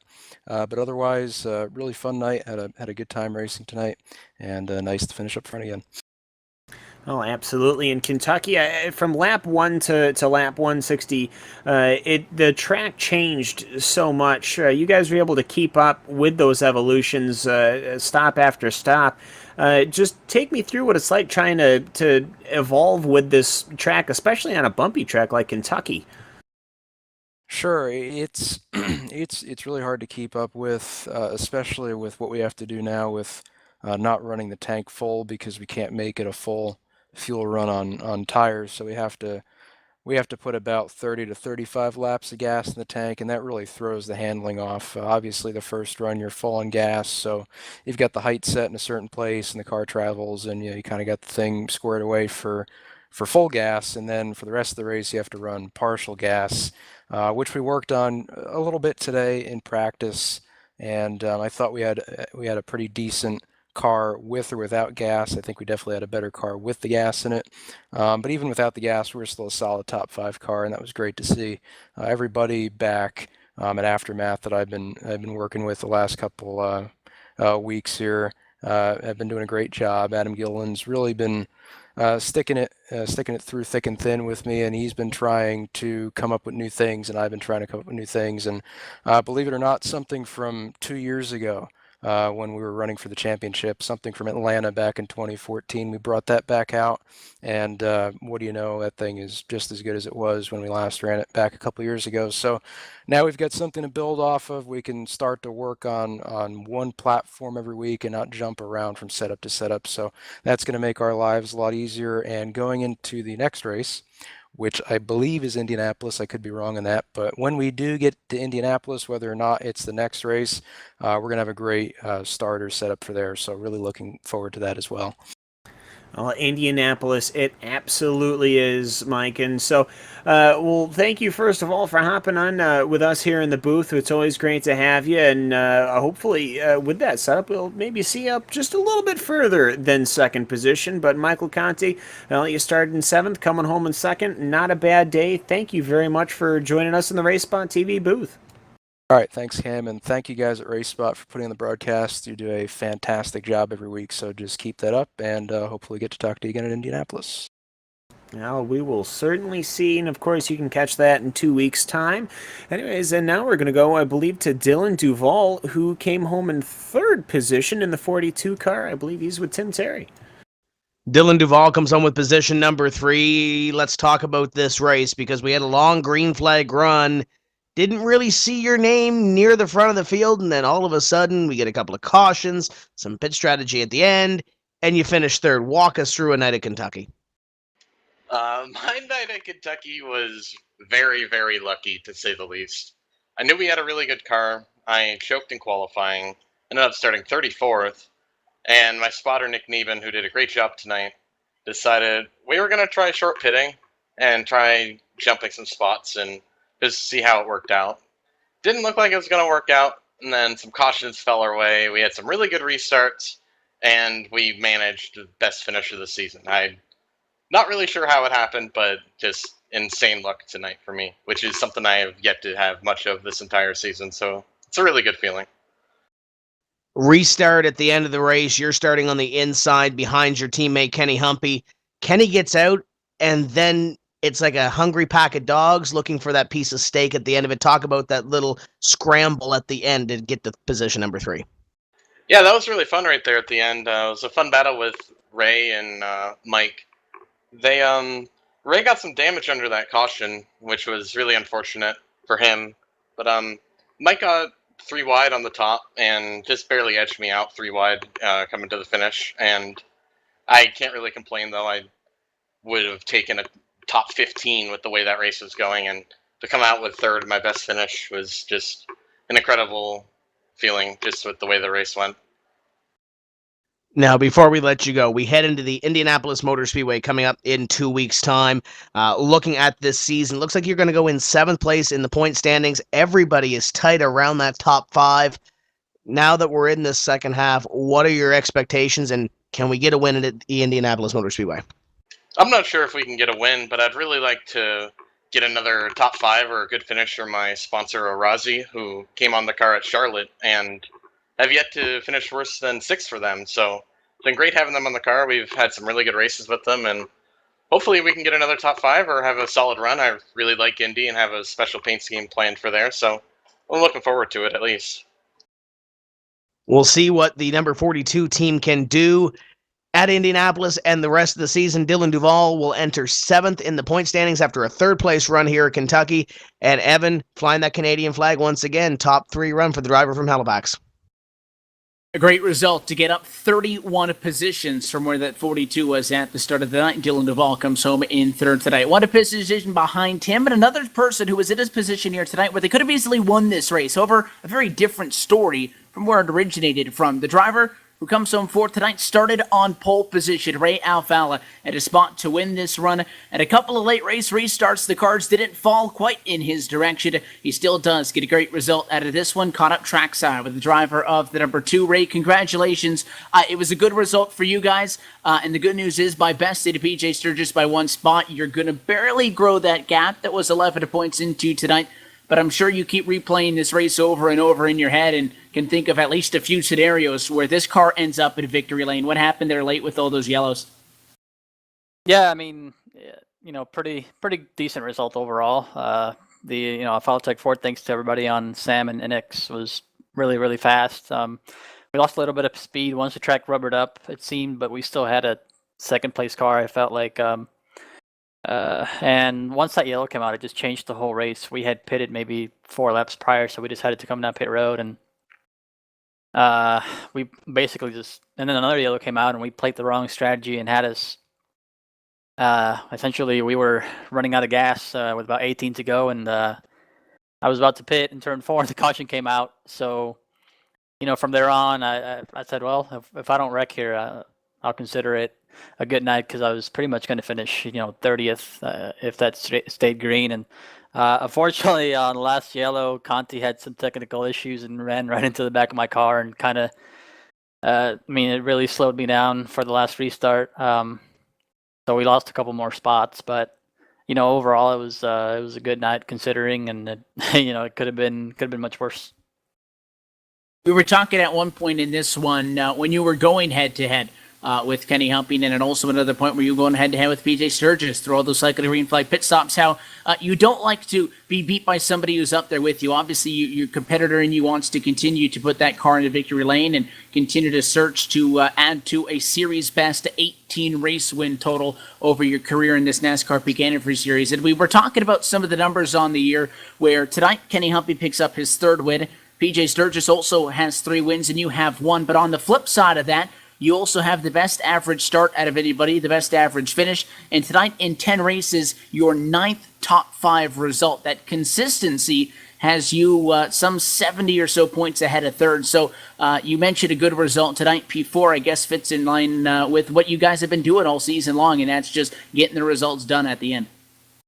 Yeah, it's hard work, and it's kind of funny. Every week I say that I kind of run second to somebody different every week, and it's kind of still true. I feel like I'm about 2nd or 3rd every week, and whoever's leading is always somebody different.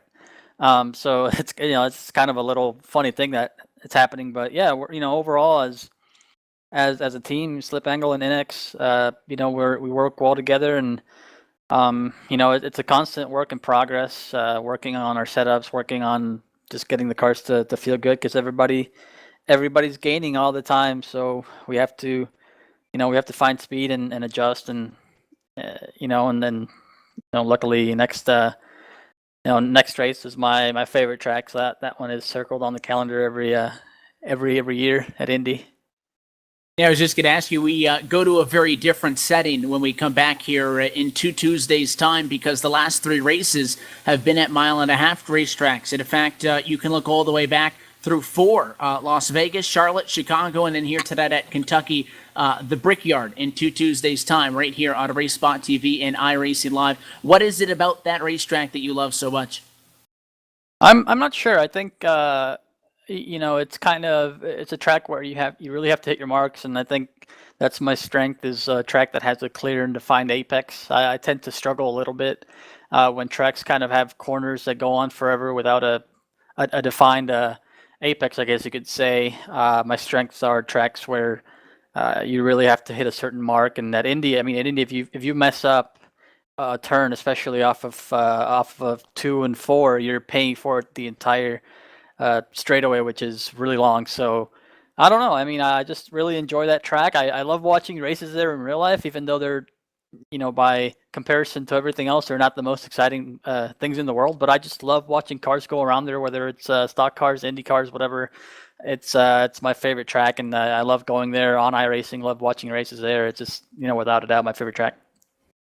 Well, we did have the iRacing Indy 500 here on RaceSpotTV from Indianapolis, and it's your guys' turn in just about 13 days from now. Ray, thanks for sticking around and always chat with us. Congratulations. You continue to lead this championship with 6 races to go. We'll see you then. Yeah, thanks, and I want to thank Stephanie Lessentine and Kyle Putz. Stephanie had some issues up on the pit box before the race, trying to get logged on, but she still managed to help out, and Kyle helped a lot too. So thanks to them, and we'll see you all at Indy. That's the guy everybody's chasing. Ray Alfalla, P4 tonight, his 9th top 5 on the season. He comes home in that number 4 position, just behind him. And on the flip side of that championship fight is PJ Sturgis, a couple of spots shy of going to victory lane for a 4th time on the year, but another great result at East Trackside with Cam. PJ Sturgis coming home in that 57 car in 5th position. PJ, you seem to be a very busy man. You were busy on Saturday in some silly Formula car. On Sunday, you were piloting a V8 supercar around Imola, and here on Tuesday, you're running really great and side-by-side with the very best the NASCAR Peak Antifreeze Series you normally do. But, well, let's focus here on Kentucky, obviously, and it seemed overall to be a good race for a lot of different drivers. Everyone seems to have had a good feel about it. How did Kentucky end up for you? Yeah, Cam, we've been real busy. But yeah, tonight the car was, I don't think we were great, but not terrible. So it was a battle all night long, and seemed to be kind of a more of a survival race there the last half of it. So even though we didn't have the best car out there like we did last week, definitely we were able to battle and survive just to make it to the end. So happy with a 5th. And we have 4 of the cars from our team in the top 10. So still a really good night for the whole team. Oh, absolutely. I mean, you started in 19th position, ended up in 5th. I mean, that's a huge net, and obviously when you can do that week in and week out, you're definitely looking good as far as championship points go. Now, I don't normally talk about championships. I like talking from race to race, but just in the big picture here, everything seems to be kind of be clicking together. It's week in, week out. It's all the same the same class and characters, and everyone still seems to be coming away with it. Everyone still seems to be getting away from that big DNF that would ruin that would sink the ship, as it would be. You guys are going to Indianapolis in 2 weeks' time. Is that going to be a good track for you again? We can still hope to see some of those battles. Yeah, I'm looking forward to Indy. It's one of my favorites. I mean, I ran there a lot in the Indy car back in the day on iRacing, so always like going there, but haven't managed to finish a race there with a clean car yet in my Peak Antifreeze Series career. So I think if we can keep it in one piece, same kind of plan as tonight, I think can be there at the end for that one. But yeah, really, again, thanks to all the guys at NX and Slip Angle Motorsports for putting this whole thing together, week in and week out. Like you say, there's been no shortage of speed in these cars, so that really helps make things easier for everybody. And thanks to the guys over at Optimum Performance Racing too for their help. Well, absolutely, and of course, PJ, it's always good to have you in the booth here with us. I'd ask where you're off to next, but it's probably to bed for now. It's been a very busy past couple of days for you, but PJ, thanks very much for hopping into the RaceSpot TV booth with us, and hopefully we'll see you at Indy. All right, thanks, Cam. It's going to be a quick turnaround here for Spa on Saturday, that's for sure. Yes, of course, the Blancpain Sprint, the Blancpain Endurance Series, the World Championship Series. So I'm sure we'll see you then. But thanks, PJ, for stopping in with us, and we'll catch you next time. All right, we'll see you guys.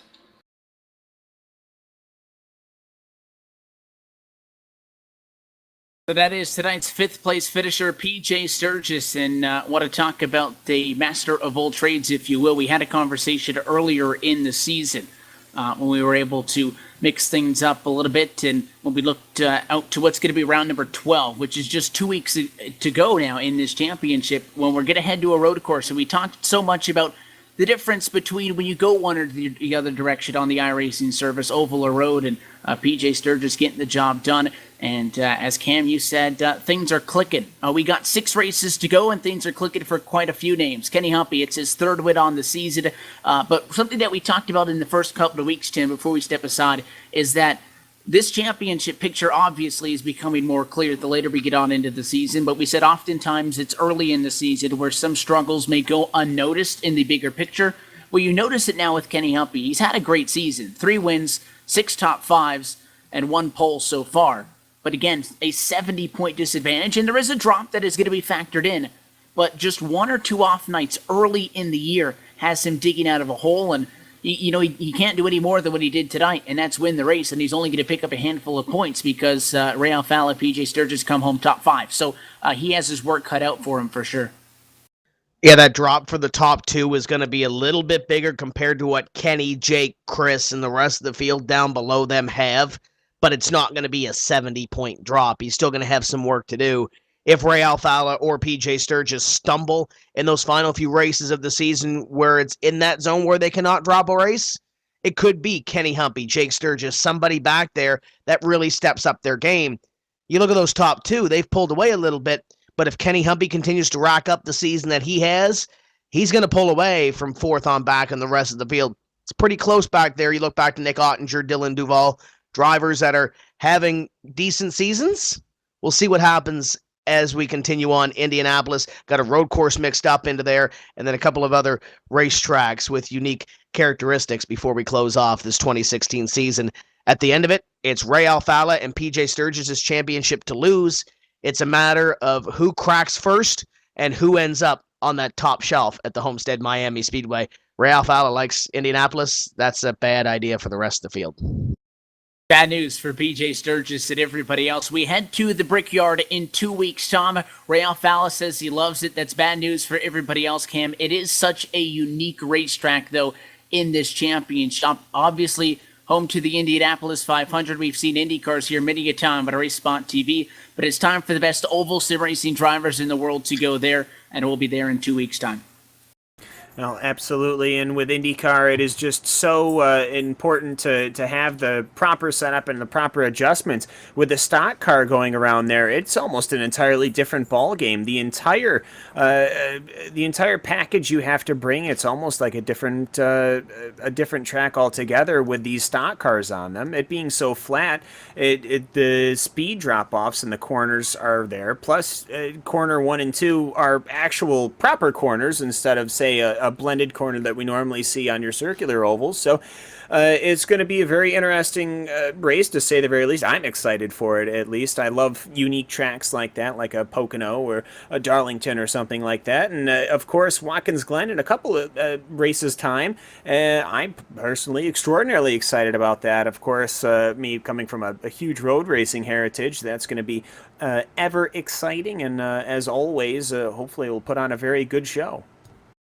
And just like that, round number 10 from the Kentucky Speedway falls to the rear view mirror. We want to thank you all for watching this presentation of RaceSpotTV, streaming live on iRacingLive, Fans Choice TV, and the Motor Racing Network. For more information on the iRacing World Championship Series, please visit wcs.iracing.com. On behalf of RaceSpotTV's Hugo Louise, Will Vincent, and everybody else behind the scenes, and for the broadcast crew tonight, for Tim Terry, Cam Walsh, and myself, Evan Pasoko, I want to congratulate Kenny Humpy for becoming a 3-time winner in 2016 and picking up what was his 10th career trip to a NASCAR Peak Antifreeze Series victory lane. And we hope to see you all next week for iRacing's NASCAR Race Night right here on RaceSpotTV and iRacingLive, and then the Tuesday following for the 11th round on the year from Indianapolis at the Brickyard. That race and every race of the 2016 NASCAR Peak Antifreeze Series powered by iRacing can be found right here on RaceSpotTV. Until then, good night.